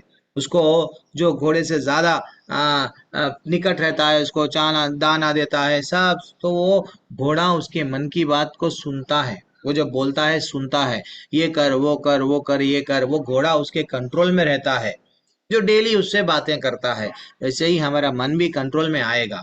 कब आएगा? तब उससे हम लोग अब बातें करेंगे, तब उससे उसको हम लोग, उसको जो चाहिए वो हम लोग देंगे। क्या चाहिए उसको? कृष्ण की कथा चाहिए। तो इसलिए वो भी हमारे आदेश को सुन सकेगा। ठीक है ना? हरे कृष्णा। यहाँ पे ही हम लोग क्लास एंड करेंगे। भगवद गीता की जय। चलो, अब किसी का कुछ प्रश्न है ये 7 श्लोकाओं के लिए? हरे कृष्णा। संजय सेन प्रभु हरे कृष्णा। अटेंडेंस लिया जा रहा है। गरीन गुप्ता प्रभु हरे कृष्णा। ममता गोयल माता जी, सुप्रभात, सुमित्रा मैया और स्पेशली कार्तिका माता जी के लिए, क्योंकि देवकी माता जी हरे कृष्णा मैं पहली बार देख रहा हूँ, और ममता गोयल माता जी और कृष्णा से, अच्छा माता जी हरे कृष्णा, सभी को दंडवत प्रणाम। और अत्रेय मोंडक माता जी थैंक्स फॉर ज्वाइनिंग। और निरंजन मिश्री प्रभु फिर से क्लास ज्वाइन करें। कुछ ना कुछ नया ही टॉपिक रहता है। चंद टॉपिक लास्ट टाइम डिस्कस नहीं करते, कभी कभी ये क्लास में डिस्कस होते, ऐसे ही होता है, कोई ना कोई क्लास में नया नया तो होता ही है। तो सबसे पहले बात तो परवीन माता जी, मैं परवीन माता जी को ही क्लास लेने के लिए बोला। वो माता जी बोले नहीं प्रभु और थोड़ा समय चाहिए, मैं पूरा क्लास लूंगी। ये क्या 4-5 श्लोक दे रहे हैं, पूरा अध्याय दे दो, ऐसा ले लूंगी। तो माता जी एक दिन लेने वाले हैं, कोई ना कोई क्लास तैयारी कर रहे हैं, तो डेफिनेटली वो माता जी भी लेंगे। और क्या किसी का असल अगर अटेंडेंस, किसी का डाउट, कुछ कोई भी डाउट? प्रभु जी 3.40 का थोड़ा छोटा सा स्टोरी बोलो मैं। कौन सा? हाँ आप बोलना चाह रहे, बोलिए ना प्रभु, क्या बात है। इंद्रिया, मन और बुद्धि पे। हम्म। अभी एक एक अपने जैसा इंसान था, वो जा रहा था तो उसको एक आम का बगीचा देखा, तो उधर आम लगा हुआ था, तो उसके आंखों से पहले आम को देखा तो उसका मन हो गया खाने के लिए। तो बुद्धि ने कमांड दिया, उसकी सब इंद्रियों ने, तो पांव लेके गए उसको उधर आम के बगीचे के अंदर, हाथ में तोड़ा, मुंह ने खाया, स्वाद आया जीभ को, टेस्ट। तो वहां से वॉचमैन लोग ने देखा तो उसको आगे बराबर मारे उसको, तो आंख में से आंसू आने लगे। तब बुद्धि बोली कि आंख ने किया कर्म, तो आंख को ही मिला, उसका फल मिला। मतलब अगर आंख नहीं देखता तो आज रोना नहीं पड़ता। हरी बोल। बहुत सुंदर प्रभु जी। सही बात है। आंखों से अगर, वैसे तो वो वही तरह प्रभु जी, अपन लोग कंट्रोल, जो भी चीज को देखते हैं वो चीज हम लोगों को अच्छी लगती है, अब उसको लेने के लिए इतना प्रयास करते हैं, रात दिन मेहनत करते हैं, अंत में क्या मिल रहा है हमको? 84 लाख योनियों में जा रहे हैं, भटक रहे हैं। चलो, थैंक्स फॉर ज्वाइनिंग। और किसी का कोई डाउट नहीं है तो क्लास एंड करेंगे हरे क्या? कृष्ण प्रभु। हम लोग हाँ माता जी हरे कृष्णा, कुछ बोलना चाह रहे हैं? अच्छा, ओनली हरे कृष्णा, चलो ठीक है। सब लोग मेरे साथ में, वाञ्छा कल्पतरुभ्यश्च कृपा सिन्धुभ्य एव च पतितानां पावनेभ्यो वैष्णवेभ्यो नमो नमः। अनंत कोटि वैष्णव वृंद की जय, प्रभुपाद की जय। हरे कृष्ण प्रभु जी। हरे धन्यवाद। कृष्णा।